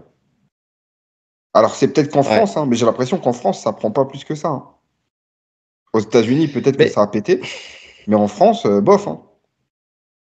Mais en France, le problème, c'est le profil. Tu sais, je crois qu'on n'est pas encore prêt à avoir des profils excentriques comme ça. C'est possible. Ouais, c'est sûr. Tu vois, non, c'est sûr même. Tout le monde l'appelle le clown, tu vois. Mais le clown négatif, tu vois, c'est vraiment, c'est négatif. C'est le mec, il a des cheveux colorés, il est tout maigre, tu sais, il est longiligne, donc il a même pas un physique impressionnant. Enfin, tu vois, il s'habille, tu sais, il a ce côté androgyne dans sa manière de s'habiller. Déjà, tu sais, il y a des personnalités aux États-Unis qui aujourd'hui émergent. Enfin, il y a un style, en tout cas, qui est beaucoup plus prononcé aux États-Unis qu'en France. En France, on n'est pas encore prêt pour tout ça, tu vois. Tiens, on parlait de Talbot tout à l'heure. Talbot qui fait de la pole dance, par exemple. Bah, je vais te dire que ça passe pas en France. Tu vois qu'un combattant de MMA, mais enfin j'ai l'impression que ça passe pas partout non plus, mais qu'un combattant de MMA puisse faire du pole dance et s'accrocher à une barre pour faire des acrobaties, C'est pas ton pote du jiu-jitsu qui faisait de la pole dance? Euh, Stéphane Jaquette. Si, bien Rigole, sûr. ça donne une puissance de malade, les gars. Mais de ouf, en fait, faut se rendre compte que le pole dance, les gars, ça donne des aptitudes de fou. Crois-moi que derrière, t'as un gainage de malade. Alors, je peux pas te le dire pour avoir essayé parce que j'ai pas essayé, Parce que tu mais arrives en pas tout de cas, toute façon. Hein, non, j'y arriverai pas. Oh, monter à la corde, monter sur une barre, monter sur ce que tu veux. Non, je monte sur rien du tout, moi. Donc, je monte même pas au classement de rien, déjà. Non, mais c'est vrai que ça donne des aptitudes de malade. Après, ça reste une performance sportive, tu vois. Si tu retires le fait que ça soit des meufs en talons et en string qui font ça, tu sais, Non, non, bah dans ouais, des parce clubs qu'il de y a, il y a, striptease il y a, mal il y a deux famés. choses. Il y a le pole dance sexy, tu vois, en club, etc. Puis il y a le pole dance plus sportif, où finalement, c'est une sorte de calisthénique, hein. C'est du street Mais workout, grave. les figures que tu fais, les drapeaux, tout ça. Et bien sûr. Mais quand tu reprends, même en Inde, tu sais, cette espèce de sport où ils grimpent sur un mât en bois, là, où ils Ouais. font des espèces d'acrobaties sur. Mais c'est un truc de malade, le gainage qu'il faut pour ça. Le contrôle, tu sais, c'est du gainage de tout Ouais, ton c'est de la corps gym. avec. C'est de la gym. Donc ouais, non, je suis d'accord. Mais d'ailleurs, quand tu regardes, bon, allez, pour les plus beaufs d'entre nous, dont je ne fais pas partie, mais je sais qu'il y en a, quand tu regardes Patrick Sébastien là, avec son truc, le plus grand cabaret du monde, combien de fois il y a aussi des performeurs, tu sais, qui sont sur une barre de pole dance, tu vois. Donc c'est une performance. Ça reste une performance, ça reste une activité physique sportive, tu vois. Et que tous ceux qui la critiquent ne pourraient pas faire. C'est pas Parce que faux. c'est ça aussi. Donc ouais, mais je crois que voilà, on n'est pas prêt encore pour ces profils-là ici, et donc la critique, elle se fait plus sur le personnage, sur le physique, plutôt que sur la performance sportive. Et O'Malley, il a prouvé que sportivement, il était super chaud. Et s'il éteint Dvalishvili, il le confirmera encore une fois. Hmm. Alors c'est pas une mince affaire, mais il est capable de le faire. Il est capable de le faire. Et je Ouais. crois qu'il y a une autre chose aussi qui fait que, c'est ça, le fait qu'il ait gagné d'un point de vue aussi serré contre Petroyan aussi. S'il avait éteint Petroyan et que derrière il prenait le titre en éteignant comment il s'appelle j'ai un trou de mémoire, ça y est. On en a parlé en plus la dernière fois. Aussi, t'as un Sterling. trou de mémoire? Hein? Sterling. Sterling. Ouais, exactement. Donc si faisait le même KO à Sterling et à Petroyan, je pense qu'il y aurait une autre vision d'O'Malley aussi, tu vois. Ouais. Ouais, c'est possible. Bah, finalement, c'est ce combat-là qui va déterminer. Pour moi, c'est ça, hein. Sportivement, là, c'est peut-être son plus gros défi. S'il arrive à éteindre Dvalishvili, il passe un cap. Là, il va confirmer. Tout le monde va monter dans le train. Ouais, je pense aussi. Là, surtout sur un UFC aussi gros que celui de l'UFC Noche, si ça Ouais. se fait là. En tout cas, on a vu le combattant de l'année. Il y a le criminel de l'année aussi, qui est toujours en lice, mais c'est chaque année, lui, à chaque fois qu'il fait parler de lui, c'est John Jones, le délinquant de l'année. Donc John Jones qui est à nouveau en procès. Alors on ne sait pas, on est présumé innocent jusqu'à preuve du contraire. Mais le 30 mars, il avait été accusé d'avoir pris à partie un agent de la nouvelle organisation antidopage de l'UFC. Il l'avait visiblement menacé de mort. Lui avait sorti une vidéo de surveillance de son domicile où on les voyait sortir bras dessus bras dessous, où visiblement il n'y avait pas d'animosité entre les deux. Mais il les avait quand même accusés d'avoir été les moins professionnels, enfin qui ait le moins de professionnalisme possible avec eux. Ma phrase est très mal tournée, je suis désolé les amis. Mais je comprends. Mais vous comprenez l'idée qu'il avait jamais, enfin qu'il explique il avait jamais connu si peu de professionnalisme. Voilà, c'est ça. Au point de vue de la procédure en fait mise en place pour mettre le test antidopage en place chez lui à son domicile. Il avait même dû lui expliquer certaines choses à l'agent, tu sais. Enfin, visiblement, oui, puisque lui, il a connu tellement de tests antidopage de toute façon. On est bien d'accord que c'est les nouveaux agents, enfin le nouveau système mis en place par l'UFC, Oui, c'est plus l'USADA. Oui, oui, c'était justement dans les premiers contrôles, juste après que l'USADA est terminé, que la nouvelle agence antidrogue, là, je sais plus comment elle s'appelle, avait été intronisée. Donc, le procès va bien avoir lieu dans 30 à 45 jours et Jones, si coupable, il risque une amende de 1 500 $. Bon, ça, c'est pas très grave en soi, pour lui en tout cas. Mais ce qui est plus dommageable, c'est il pourra encourir une période de prison de moins d'1 an. Mais bon, en tout cas, voilà, de quelques mois quand même. Et ça pourrait, encore une fois, si jamais il est accusé coupable, bah, venir repousser une nouvelle fois Jones, Miocic, parce que voilà, quoi, ça se ferait enfin, ça serait pile dans la période du Madison Square Garden, quoi. Ouais. Après, je sais pas, j'y crois pas trop. Je pense pas qu'il fera de prison. Tu vois, je pense qu'il, si jamais il y aura une Non, amende, mais ça va se régler avec un petit billet. voilà, je pense. J'ai du mal à le voir finir quelques mois derrière les barreaux, quoi. Ouais. Bah, écoute, de toute façon, on fait que se répéter sur ce sujet. Il n'y a pas grand-chose à dire. Hein. C'est Jones, quoi. Ouais, sauf que là, je sais pas. J'ai envie de le croire sur ce truc-là, tu vois. Oui, mais on en avait déjà parlé de ce sujet. Hein, où il avait déclaré les déclarations qu'il avait dit. Tu vois, il avait fait de l'humour, entre guillemets. Bon, de l'humour particulier, mais de l'humour quand même. Où je crois qu'il avait dit, ouais, j'aurais pu vous tuer, ou un truc comme ça, tu vois. Et puis après, finalement, ça s'était bien déroulé. Et justement, tu dis, il y a la vidéo qui atteste, comme quoi ils sortent en rigolant, etc. Ouais, l'agent, il veut gratter un petit billet. Ouais, enfin, 1 500 $. Bon, après, je connais Non, pas la ça, c'est situation l'amende, de ça. l'agent, Ça, mais. ça, c'est l'amende. C'est l'amende judiciaire. C'est que tu donnes à la justice. C'est pas pour la personne qui porte Ah, plainte. tu t'y connais mieux que moi, je ne peux pas dire. Visiblement. Visiblement. Donc ouais, non, non, c'est vrai, c'est vrai. Non, je pense que ça va se régler à l'amiable et que ça aura pas d'impact sur la suite. Effectivement, tu vois, quelqu'un qui a vu une brèche, effectivement, sur un John Jones peut-être un peu chafouin parce qu'il venait de se réveiller, il a vu une brèche, il s'est dit, allez hop, je vais médiatiser la chose. Et C'est surtout que c'est John Jones en facile. plus, ça va passer. Ah ouais, c'est facile. Le mec a tellement de Ah oui. casseroles. C'est ça. Donc voilà, il sera victime toute sa vie des conneries qu'il a fait, malheureusement. On enchaîne. Mais en fait, pourquoi j'en ai parlé là? C'est vrai que j'en ai parlé parce qu'on avait dit qu'on ne savait pas s'il y aurait une suite judiciaire, justement, parce que c'était tellement gros, en fait, cette histoire, on se posait la question s'il y aurait une suite judiciaire. Visiblement, il y en a une, donc c'est pour ça qu'on se devait de le dire, c'est de la suivi de dossier.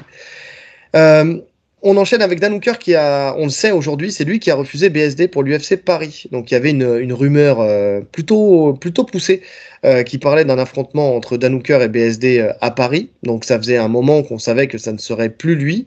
Et visiblement, c'est Dan Hooker qui a refusé. Il a dit, l'UFC m'a dit que je ne pouvais être en main event contre le Français dont je n'ai jamais entendu parler. Et j'ai répondu, je veux me battre à Perth. Déjà, est-ce que tu crois dans l'histoire qu'il n'ait jamais entendu parler de Benoît Saint-Denis? Non. Non. Ça me Bah, paraît. suite en plus au combat contre Poirier, bon, il en a entendu parler. C'est ça. En fait, c'est effectivement, s'il n'y avait pas eu ce combat-là, je me dis ok, parce qu'on a toujours ce truc où on sait de sources, enfin pas de sources sûres, mais avec les déclarations successives des combattants, et puis même avec les combattants qu'on connaît, que visiblement, enfin tu vois, un combattant ne connaît pas toutes les personnes de sa catégorie. Il s'intéresse aux objectifs qui se fixent. En général, les objectifs qui se fixent, c'est ce qu'il y a au-dessus. Souvent, il ne suit pas tout le monde. Et c'est normal. De toute façon, parce que être combattant et être un passionné au point de tout regarder, c'est rarement le cas. Je dis pas que ça Ouais, n'arrive bah, de pas. toute façon, c'est très simple. Hein. Quand du matin au soir, tu t'entraînes, quand tu rentres chez toi, tu as rarement envie de te remettre devant des combats.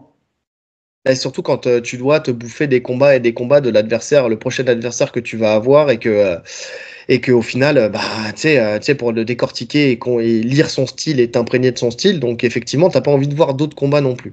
C'est d'ailleurs aussi pour ça, peut-être qu'on a du mal à regarder, tu sais, tous les UFC, toi et moi, de A à Z, tu sais, de la pré-prélim à la main card, au main event, parce que on bouffe tellement de combats pour faire des analyses en soi que c'est vrai que des fois, je me dis, la flemme de regarder, même si à tort, hein, parce que il y a souvent des bons combats et vous nous les partagez. Et dans ce cas-là, on va les voir. Tu vois, là, par exemple, j'ai regardé Jean Silva contre Drew Dober, tu sais, parce que voilà, ce combat, il a fait parler, donc je suis allé le voir. Mais ça se trouve, je l'aurais pas regardé comme ça de moi-même. J'aurais attendu d'avoir à l'analyser un jour, tu vois.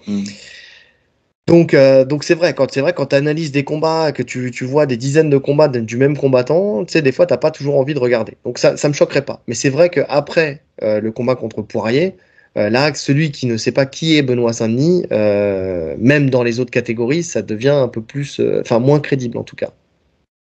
Ouais, non, mais t'as l'impression que c'est un peu la mode des combattants de dire je le connais pas, je l'ai jamais vu. Tu vois ce que je veux dire? C'est un peu honteux presque de dire ouais, j'ai déjà vu ses combats, il est fort, j'aime bien. Non, non. Tu peux pas le dire. Non, parce que tu sais que potentiellement tu peux l'affronter un jour. Donc tu veux pas Ouais, lui donner de la force. Ouais, ouais, je trouve ça bête. Mais après, dans tous Je les trouve cas, ça bête aussi. le refus, je le comprends, hein. Parce que c'est vrai qu'il est booké chez lui et donc t'as peur, c'est en Australie. Il est booké, il n'y a pas de combat encore. J'ai été voir, pour l'instant, il n'y a rien d'officiel. Hein. Bah Il si. a dit qu'il voulait combattre à Mais Pearce. non, il est Il a un booké. adversaire? Bah oui, il est Je contre suis allé sur Gamrot. le. Ah bah oui, attends, bah alors pourquoi ils l'ont pas mis sur le site de l'UFC? Je suis allé voir tout à l'heure, il y avait pas. Il y avait pas le combat de sortie. Ah ouais, non, Il non, moi n'était j'ai pas vu. affiché sur le site de l'UFC. Ah, moi j'ai vu sur son Sherdog, son prochain combat notifié, c'est contre Gamrot. Ok, donc oui, alors là, ça, oui, il gagne au change. Ah bah Gamrot oui, qui est mieux classé. Ah en oui, non, non, mais plus. c'est sûr. Et puis chez lui. Et puis chez lui. Non, mais ça, c'était sûr, chez lui. Mais par contre, ils ont pas mis le site UFC à jour. En tout cas, tu sais, sur Il y a les des annonces de problèmes, fight. il y a des problèmes sur le site UFC. Il y a des gros D'accord, ok. problèmes même dans le classement. Dans le ranking, il y en a chez les gens, il y a eu la mise à jour, il y en a d'autres, il n'y a pas de mise à jour. Donc j'ai vu ça sur Twitter, je crois, où des gens n'avaient pas du tout le même classement que d'autres, et ouais, il y a des gros problèmes. Bah oui, j'ai remarqué ça justement. C'était sur quoi? Bah le combat sur Volkov Gann. J'ai vu qu'il y avait Ouais, il y a des différences dans les classements, tu vois. ouais. Bref, après c'est pas très important. Mais bon, alors Hooker gagne au change effectivement parce qu'il est classé 10 et donc Gamrot il est classé combien lui Gamrot? Ouais, Gamrot, il est mieux classé encore. Ah oui, oui non, c'est sûr qu'il est mieux classé, mais vraiment il est classé combien? Enfin même si on peut pas se fier forcément au site de l'UFC là Alors visiblement de ce que on tu va m'as voir dit. si on a le même. Bah, si ça dépend, si on va sur Moi, le même Gamrot, site, il est on aura le cinquième. même. Il est cinquième, ouais. Tu vas sur le site de l'UFC, de toute façon. Ouais, ouais, ouais. Ouais, bah donc on a le même classement. Il est cinquième. Donc il est cinquième, donc il gagne au change. En tout cas, ça le fait avancer vers le titre. Bon, même si j'ai du mal à voir un Dan Hooker un jour atteindre un title shot, mais bon, on sait jamais. On est Déjà, d'accord. faut passer Gamrot. Mais BSD, lui aussi, est gagnant, parce qu'en prenant Moïcano, il prend quelqu'un qui est classé un rang au-dessus de Dan Hooker, puisque Dan Hooker est 10 et Moïcano est 9. Donc Ouais, voilà. Bon. ouais. Déjà, ça lui fait gagner un peu plus de place. Maintenant, on se rend compte que il a préféré Moïcano à Fiziev.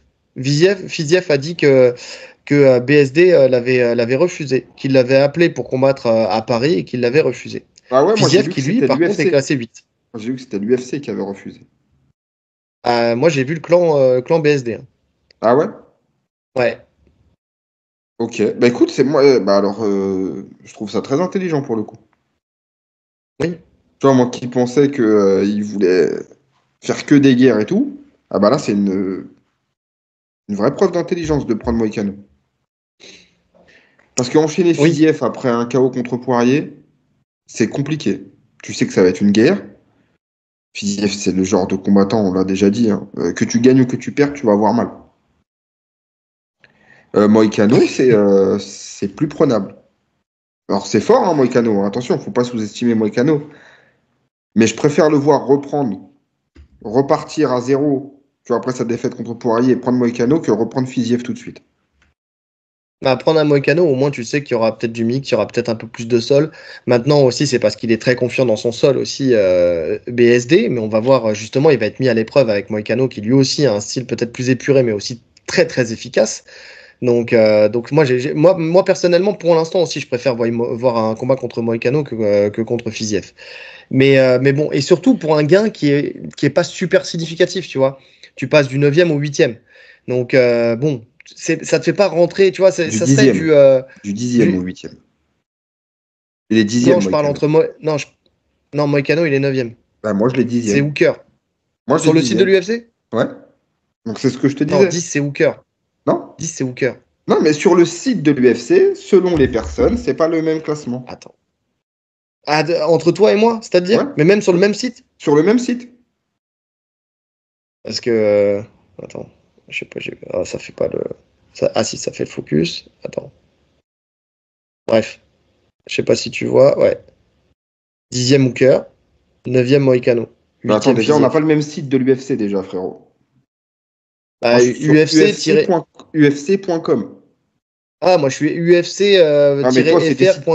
Toi, c'est des sites pirates, toi.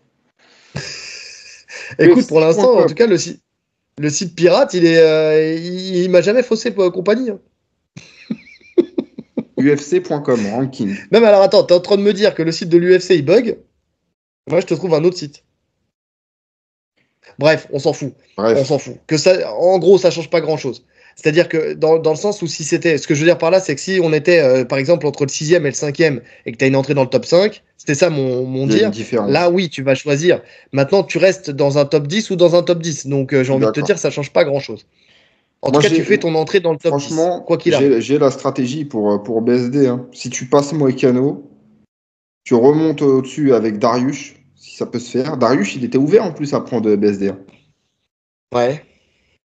T'es aux portes du top 5. Ouais, et après, Gamrot. Gamrot, moi, je veux voir ce combat contre Benoît Saint-Denis. Il m'intéresse, ce combat. Gamrot, on va peut-être le voir au titre, hein, genre, putain, ça serait bien aussi pour lui. Mais Gamrot, on le fait reculer, prendre Dan Hooker qui est 11e. Ah ouais, quel manque de respect. Gamrot, c'est le seul mec qui, au lieu de se projeter vers l'avant, il se projette vers l'arrière. Il va affronter, il va finir à combattre des top 20, Gamrot. C'est un truc de ouf comment il le respecte pas, l'UFC. Ah ouais. Non, après, je crois qu'il l'a accepté. Hein. Parce qu'il fait pas plus de sorties médiatiques que ça à ce niveau-là. Bon, après, il veut pas se tirer une balle dans le pied non plus, mais. C'est pas le moment. Enfin, j'ai envie de te dire. Se tirer un peu plus ou un peu moins. Bon, bref. Bon, en tout cas, ouais. Non, c'est vrai que ce combat-là, je voudrais le voir aussi. Mais déjà, on va voir contre Dan Hooker. Ouais. Dan Hooker qui revient de blessure. Ah non, écoute, stylistiquement, c'est un poison quand même, Gamrot, pour quelqu'un comme Hooker. Ouais, je pense aussi. Non, et puis BSD Fiziev, moi, je veux le voir aussi. Hein. Ouais, je veux le voir aussi, je suis d'accord. Mais avec un BSD en pleine possession de ses moyens. Enfin, je veux dire qui revient, qui nous prouve qu'il est revenu au top. Tu vois? Là, il y a plein d'interrogations. Il y a eu son changement de camp, il y a eu sa défaite contre Poirier. Voilà, il nous confirme là sur ce combat qu'il est revenu sur de bons rails. Et puis après, ouais, allez, pourquoi pas, Fiziev, ça me va. C'est sûr que ça va être une guerre dans tous les cas. Ouais, en tout cas, on verra ça. On reste sur l'UFC Paris avec Kevin Jousset qui va affronter Brian Battle. Brian Battle, il est prêt? Oh, non, je vais pas faire cette vanne. Non, fais pas. Calme-toi.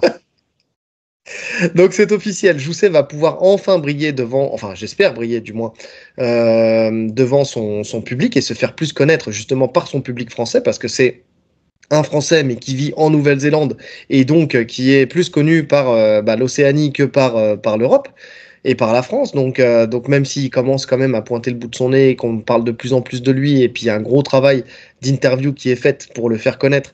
Mais c'est vrai que, tu vois, moi par exemple, ce que je disais la dernière fois... Le grand public le connaît pas. Mais oui, et même moi, tu sais, des fois, je ne pense même pas à lui, tu sais, dans les Français, par exemple, pour l'UFC Paris, tu vois, c'est pas le premier nom qui me vient. Donc, il faut qu'il fasse son chemin petit à petit, et ça passe par là, ça passe par combattre devant son public, et c'est pour ça qu'il voulait absolument combattre à l'UFC Paris. C'est chose faite, il va affronter Brian Battle, qui est sur 10 victoires, 3 KO, 5 soumissions et 2 décisions, et 2 défaites, une soumission, une décision et un no contest. Alors j'ai regardé un peu Battle parce que forcément je le connais pas. J'ai vu à bloc en commentaire qui a dit que ça allait être quelque chose ce combat-là. Effectivement, c'est quelqu'un de résilient. Il est fort dans la bagarre. Il est capable de mettre KO, que ça soit avec un high kick comme il a fait contre. Alors je me demandais pas les noms, mais dans les combats UFC, il a mis un beau KO high kick, beau KO avec un crochet dans un échange où il était dos à la cage. Enfin tu vois, c'est le genre de personne qui tu lui mets la pression, il peut dans cette pression-là, tu vois, te mettre un KO.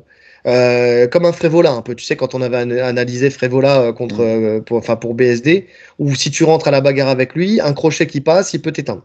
Donc c'est un peu le même profil. Pas super impressionnant dans sa manière de combattre, mais par contre, voilà, force est de constater qu'il est efficace. Tu vois. Ben, ça suit la montée de Kevin Jousset, hein, qui progresse à chaque combat. Sur le choix des adversaires, c'est cohérent. Ouais.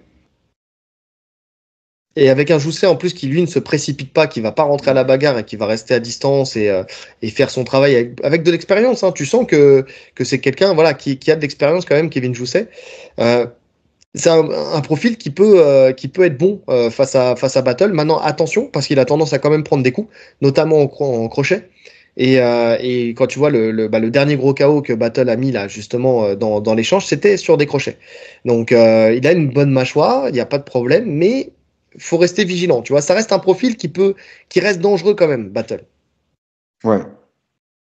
Ouais.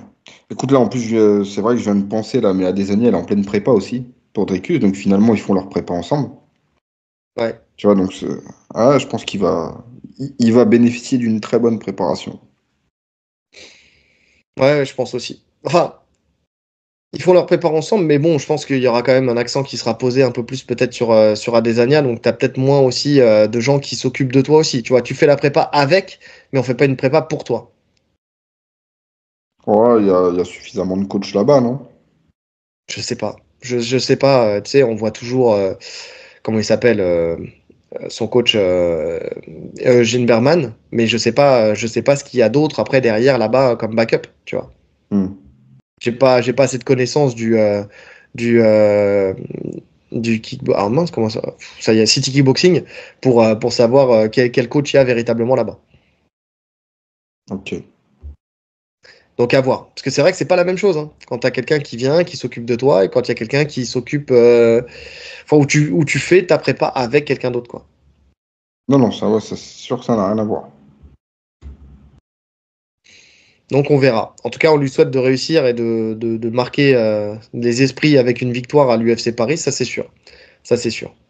Ouais. Donc, moi, je te dis, il y a un truc qui me perturbe avec Kevin Il Jousset, et c'est ressemble pour à ça ton aussi que j'ai cousin. du mal à le voir. Mais il ressemble à mon cousin. Ah ouais. Et un cousin avec qui je parle plus beaucoup. Donc, autant vous dire que c'est con, mais comme quoi le physique, ça joue. Tu sais, bah, pour une fois, je parle de quelqu'un d'autre de ma famille et c'est pas positif cette fois-ci. Et j'ai du mal à le. Je te jure, même là, je regardais, j'ai voulu regarder un petit peu de Kevin Jousset, un peu de Brian Battle pour faire le sujet. Et au final, j'ai du mal à le voir. Hein. Si je dois analyser ce combat-là, si je dois analyser un de ces combats un jour, il va falloir que je m'arme de patience, tu vois. Et que, je sais J'espère pas. que tu vas vite monter pour faire des gros combats intéressants qu'on analyse ça. Écoutez, ça sera l'analyse la plus courte qu'on a jamais fait. Elle va durer 15 minutes. Alors, Kevin Jousset, c'est ça, ça, ça, ça. En boxe, c'est ça, ça, ça, ça. En lutte, ça, ça. Et au sol, voilà. Allez, merci, bonsoir. Oh putain. En plus, c'est moi qui fais les vignettes. Donc, autant vous dire qu'il va falloir que je le vois en plus devant moi tout le temps que je prépare la vignette. Heureusement que ça dure pas trop longtemps. Bref, un autre Français sera à Paris aussi, mais on ne sait pas contre qui. C'est Taylor Lapillus qui a annoncé qu'il sera justement de la partie. Il dit, je ne vais pas faire de suspense. Oui, je serai sur la carte de l'UFC Paris le 28 septembre, mais on n'a pas encore le nom de mon adversaire. Donc, il n'y a pas grand-chose à dire de plus hein, pour l'instant. Ouais, bah écoute, c'est les noms qui étaient pressentis de toute façon pour être sur cette carte. Hein. Et il me semble qu'il y a Morgan Charrière qui a teasé aussi comme quoi il sera là. J'avais Oui, vu une story passer. ça, Pareil, on en avait parlé déjà. ouais, il y a pas d'adversaire, donc c'est les noms À ton avis, qui étaient le plus pressentis. Hein. est-ce que c'est un peu tôt pour lui faire une entrée de top 15 À qui? à Taylor? Un Pedro Munoz, tu vois, qui est 15e. Ouais, c'est trop tôt. Pour moi, c'est trop tôt. C'est s'il aurait battu Bacharat, ouais. Ok, ouais. Bah, c'est ce que je Toi, t'en pense penses aussi. Mais quoi? après, tu vois, comme. Hein? Toi, t'en penses quoi? Ouais, moi je pense que c'est encore un peu tôt aussi. Après, tu vois, il est pas tout jeune, donc tu peux essayer de négocier un accélérateur de carrière, entre guillemets, tu vois. Ah, mais non, jamais de la vie. Pour avoir un accélérateur de carrière, il faut faire des combats palpitants, tu vois. Oui, oui, non, je suis d'accord. Je suis d'accord. Bah, après, son dernier combat Quand... contre Cody Stamann, même Ah s'il le oui, finit non, pas, il est pas mal ce tu vois, combat. il y a ça Franchement, il est pas aussi. mal ce Tu vois, combat. Ben oui, c'est-à-dire qu'il ne faut pas rester sur Basharat, il faut rester sur Cody Stamann. Et Cody Stamann, il a quand même fait une masterclass, il a montré qu'il était là, qu'il a cherché à finir, même s'il n'a pas fini parce que malheureusement, il n'arrive pas à mettre KO. Après, il y a plein de combattants de renom qui n'arrivent pas à mettre KO, mais en tout cas, c'était une masterclass contre un nom quand même de l'UFC. Alors, un nom qui est dans la phase descendante, mais ça reste un nom, Cody Stamann. Donc je me dis, écoute. Qui est encore loin du top 15. Qui est encore loin du top 15. Ouais, non, tu peux pas lui faire un top 15. Là. Ouais, peut-être un combat encore avant. Une masterclass avant, et après, peut-être qu'on peut l'envisager. Ouais. Tout dépendra du management, en fait. Elle est remplie quand même, cette KT. Hein. Franchement, elle est sacrément remplie, cette KT. Mais t'arrives à voir toi en dessous du top 15 ? Non. Ah voilà, c'est ça. C'est-à-dire qu'elle est remplie, mais en fait, moi, j'ai voulu regarder la liste du roster, tu sais, pour me faire une petite idée, parce qu'effectivement, de tête comme ça m'est pas venu. Mais pour voir à peu près où il était, tu vois, c'est les profils qui seraient possibles, tu vois. Les match-up possibles. Ouais. Bon, de toute façon, on va vite être fixé, hein. Ça va arriver très vite, les infos. Et pour Charrière, tu lui mets qui ? Je sais pas. Non, mais honnêtement. Non, j'avoue. C'est pas notre boulot, hein. On n'est pas matchmaker de l'UFC. Tu vois. Non, mais autant quand tu arrives dans le top 15, tu peux commencer à te faire des idées, mais. Ouais, c'est vrai. On n'a pas les noms, on n'a pas les informations, on peut pas savoir. À moins de suivre tout, justement, d'être justement ceux qui suivent tous les combattants, tous les combats, qui voient les profils, qui voient à peu près. Ok, là, eux, oui, d'accord, ils seraient capables de nous sortir. D'ailleurs, s'il y en a parmi vous, je pense à un Jinkoa d'Autriche, tu vois, qui serait capable de nous sortir les personnes qui sont pressenties pour et Taylor et pour Morgan. Mais nous, on n'est pas en capacité de le faire. Non, en tout cas, moi, je suis pas en capacité de le faire. Ça, c'est sûr et certain. Ouais. Bref, on termine avec peut-être mon info préférée pour clôturer justement ce dernier de la saison. Court d'ailleurs, dernier de la saison. On a fait là pour l'instant, on a 1h30 de podcast. On vous a pas fait les 2h30 habituelles. On va essayer de traîner un peu sur celui-là. Non, on peut pas traîner sur celui-là. Bobby Green change de nom. Il a décidé de prendre son surnom de combattant, c'est donc King, pour changer de prénom. En fait, il va s'appeler à partir d'aujourd'hui King Green au lieu de Bobby Green.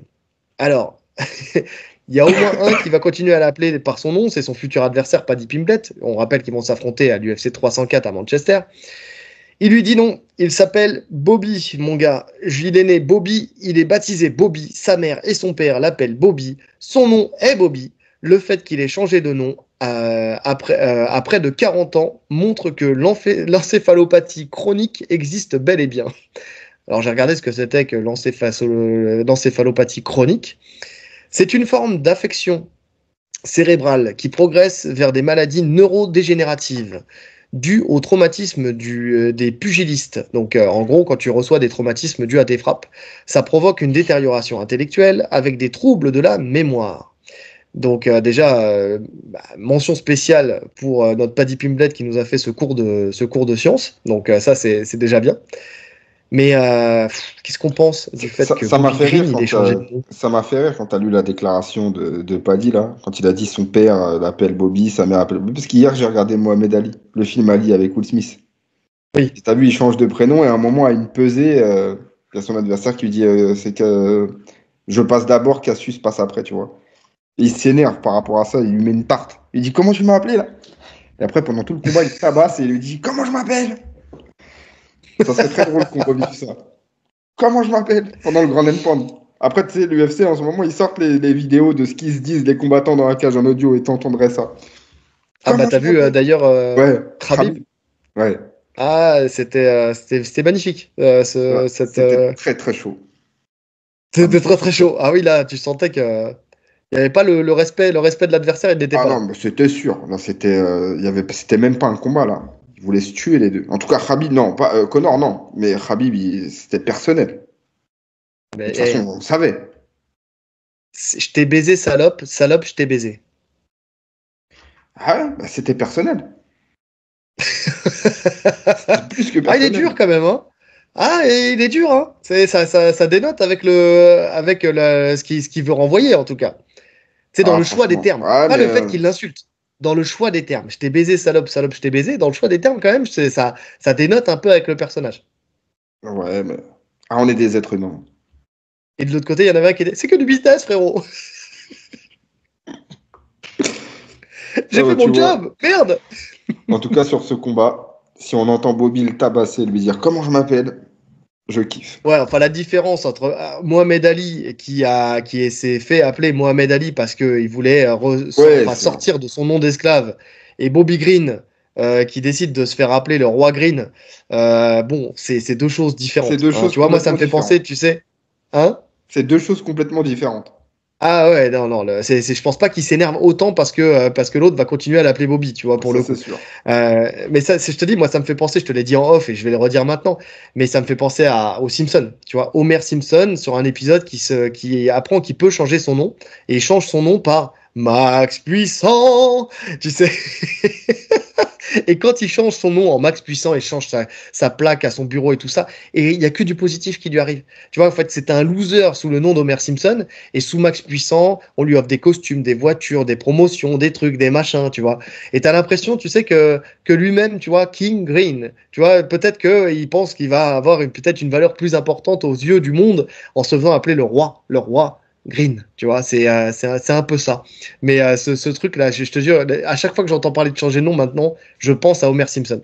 Bon, qui finalement reprend son nom parce que il préfère en fait être dans sa vie habituelle et avec sa famille et être le véritable Homer Simpson qui mange des donuts. Mais en tout cas, pour le coup, Max Puissant, tu vois, tu sais, c'était vraiment ce truc, le mec qui va au tribunal et ça montre qu'aux États-Unis, tu peux faire un peu tout ce que tu veux aussi, hein, au tribunal pour changer et devenir Max Puissant. Écoute, rien que là, hein, le fait qu'il change son nom, c'est. Je crois pas qu'en France tu peux changer de nom comme ça, sauf si tu as un nom vraiment péjoratif, tu vois. Voilà, c'est ça. C'est que tu peux améliorer ta vie en changeant ton nom, même ton nom de famille. Tu sais, Monsieur Q, tu peux t'appeler Voilà. Monsieur Tu, j'en sais rien. Enfin, je suis pas Faut sûr que ce soit vraiment mieux, avoir un prénom compliqué à porter. Mais Bobby en soi, c'est un prénom correct. il n'y a qu'au Portugal où ça pose problème, parce que vu que tous les chiens s'appellent Bobby, tu sais, tu peux te retourner à tous les coins de rue. Oh, Bobby! Hein? C'est Bobby ou Lucky. Bobby. Ouais. King Green. Bobby, c'est le diminutif de Robert, je crois. Ah ouais? Je crois. Bobby, ouais, je crois.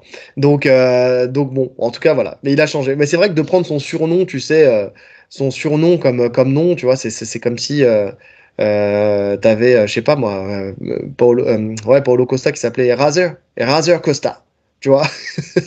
Ça serait drôle. Faudrait que tout le monde fasse ça, en fait. Que tous les combattants prennent leur surnom et changent de nom, tu vois. Voilà. Bonjour, Sniper Imavov, enchanté. Ouais, des surnoms qui sont plus difficiles à porter que d'autres. Hein. Ah, bon gamin Gan, enchanté. Comment allez-vous? Enfin, qu'est-ce qu'on a d'autre? Des vrais surnoms de ouf, tu sais. Ah, Chito Vera, on l'appelle déjà comme ça, hein. Marlon Vera, Chito Vera, on l'appelle déjà par son C'est nom, vrai en plus. son nom d'artiste. Ouais, c'est vrai. Et qui on a d'autres? Un vrai surnom. D'ailleurs, en commentaire, n'hésitez pas à nous donner des vrais surnoms. Enfin, faites-nous rêver. Prenez les surnoms des combattants et mettez-les à la place justement c'est du vrai prénom. qu'il y a des combattants que tu utilises plus leur surnom que leur nom. Hein, tu vois, Mirko Crocop. T'entends jamais quasiment Mirko Filipovic. Hein, c'est Mirko Crocop. Oui, c'est vrai. C'est vrai, c'est vrai. On a parlé de Korean Zombie la dernière fois, ou même l'UFC, tu sais, mettait Korean Zombie. Park Chung Kung.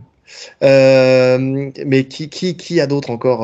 Highlight Geji. Enchanté. Highlight Geji, comment allez-vous? Max Holloway. Holloway, c'est quoi son surnom? Blessed. Bless, ah ouais, c'est ça.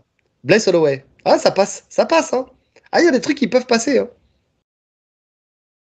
Ouais, ça passe. One Punch, comment c'était Bradley Pickett? One Punch. One Punch Pickett, enchanté. C'était Bradley Pickett, ça? Ah, j'ai perdu toutes les révisions qu'on faisait quand on faisait le MMA Story France. Ah, le MMA Quiz. Le MMA Quiz, bah ouais. Non, on a bien bossé là-dessus. On s'est souvent cassé les dents d'ailleurs sur les surnoms, mais c'est vrai qu'on a bien bossé là-dessus. On avait progressé sur la fin. Ouais, d'ailleurs, si jamais ça vous intéresse de voir ces trucs-là, ils sont encore en ligne hein, sur MMA Story France. Bon délire. Ouais, c'était un bon délire. On faisait les MMA quiz, on avait affronté Diabaté, on avait affronté Loïc Pora, on avait affronté qui d'autre encore bah, il y avait, comment il s'appelle, L'acteur, je sais l'acteur. plus comment il s'appelle, et le producteur. Ouais, j'ai des trous de mémoire aussi, mais oui, oui, oui, on avait affronté pas mal de monde, donc c'était. D'ailleurs, on est toujours, on a la ceinture en titre, hein. Pour l'instant, c'est nous les derniers détenteurs de la ceinture de ce MMA quiz. Donc voilà, vous avez les champions du MMA quiz. Ah oui, ce n'est pas rien, ce n'est pas rien. En attendant, un petit big up avant de finir sur nos beaux t-shirts. Alors toi, j'ai vu que tu as ressorti un vestige comme moi et on s'est pas concerté, franchement. Toi, tu as ressorti vestige du Naga, s'il vous plaît, les amis. Parce que c'est notre cher Rolly a combattu régulièrement au Naga à l'époque où il a... Enfin, tu as fait médaille d'argent une fois, je crois, médaille de bronze, c'est sûr. Argent. Est-ce que tu as atteint la... T'as fait l'argent, ouais. Ouais, il a fait l'argent. Il n'a jamais eu la ceinture, malheureusement. Mais en tout cas, voilà, il a combattu plusieurs fois au Naga. D'ailleurs, Naga, moi j'avais fait le premier Naga à l'époque, toi tu pratiquais même pas encore. J'avais fait le premier Naga à Levallois, je me souviens de cette petite anecdote. Naga, j'ai commencé la saison d'après. Moi. Ouais. Ouais, et ben moi j'avais combattu en ceinture blanche à l'époque. J'avais fait deuxième aussi. Je crois que le max que j'ai fait aussi c'est médaille d'argent au Naga. Donc voilà. Et moi j'ai sorti une petite pépite. Donc ce petit t-shirt Pitbull. Oh là, ouais. En plus ça m'a fait un petit. Bref. Zoomé, sur là, on ouais, ça m'a rezoomé. C'est pas grave. Championnat du monde de MMA amateur et championnat du monde de pancration, donc à l'époque en 2012. Et c'était en Pologne, à Cracovie, celui-là. Voilà, ça t'a vraiment zoomé. Là, rien ne va plus. Rien ne va plus. Attends, qu'est-ce qu'elle fait? Voilà, merci. Bah là, on est bien. Donc, t'as vu mes points noirs? Alors, vous n'aurez pas la rêve si vous écoutez en audio. Et c'est vrai que ma caméra m'a fait un truc là. Elle est venue, elle m'a zoomé les yeux. Donc ce petit t-shirt qui est collector, hein, parce que peu de gens l'ont, mais en tout cas, voilà. Équipe de France de grappling, équipe de France de pancration, 2012, voilà, ce petit Pitbull, c'était Pitbull West Coast là, qui nous faisait les t-shirts à l'époque. J'en ai quelques-uns comme ça. Donc voilà, une petite pièce de collection avec écrit grappling dans le dos. Je sais pas si ça va se voir. Bien sûr que ça se voit. Donc voilà, ça, quand je le mets dans la rue, y a des gens des fois qui m'arrêtent. Ah, grappling, j'aime bien la discipline. Ah, c'est super, c'est génial. Donc voilà, on peut finir sur cette petite, sur ce petit défilé justement de t-shirts collector. Et avec un petit mot de la fin. Allez, bonnes vacances. Ça sera le mot de la fin. Merci à tous ceux qui t'as pas fait très original, hein. Mais bon, allez, on valide. Tu veux dire quoi? Non, j'en avais pas d'autres, mais je m'attendais à un truc de ouf. Bonnes vacances, ok. Bah, bonnes vacances, les gars. Ah, bonnes vacances, les Kings. Bonnes vacances, les Kings. Voilà, bonnes vacances, les Kings. Voilà, en commentaire, bonnes vacances, les Kings. Merci à ceux qui nous ont déjà souhaité des vacances, en sachant qu'il vous reste encore 2 podcasts à écouter après celui-là, qui seront les analyses de Thomas Spinal contre Blade. Exactement, qui vont sortir et lundi 18h et mercredi 18h. Donc voilà, ça sera en ligne. C'est déjà en ligne. Il n'y a plus qu'à le YouTube et les plateformes de podcast les sortent naturellement. Donc voilà. En attendant, merci pour cette saison. Merci.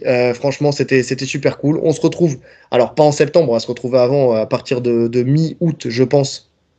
Pour parler de ce qui va sortir, en fait, que ça soit l'UFC Uppers et puis le reste, les actus qu'on aurait ratés, peut-être qu'on reviendra sur des actus qui se sont passées si elles sont pas trop énormes, à la rentrée. Il y aura aussi la DCC et le CGI qui vont se faire, donc on en parlera aussi. D'ailleurs, j'ai croisé un auditeur sur un open mat samedi dernier qui m'a dit qu'on parlait pas assez de jiu-jitsu brésilien.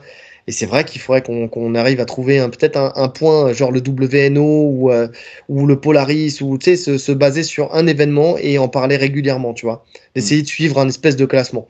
Donc ça pourrait être intéressant. En tout cas, voilà. Enfin, le WNO, si un jour je perds enfin, tu vois, je sais pas si je vais reconduire, franchement, FlowGrap. Donc voilà. Mais en tout cas, voilà. C'était cool pour cette saison. Merci à tous. Merci pour la force. Abonnez-vous, likez, commentez, partagez, cliquez sur la cloche de notification pour ne rien rater, les 5 étoiles sur toutes les plateformes de podcast. Et il ne reste plus qu'à vous souhaiter, et voilà, je bug pour ce dernier, mais c'est pas grave, une bonne journée. Ou une bonne soirée.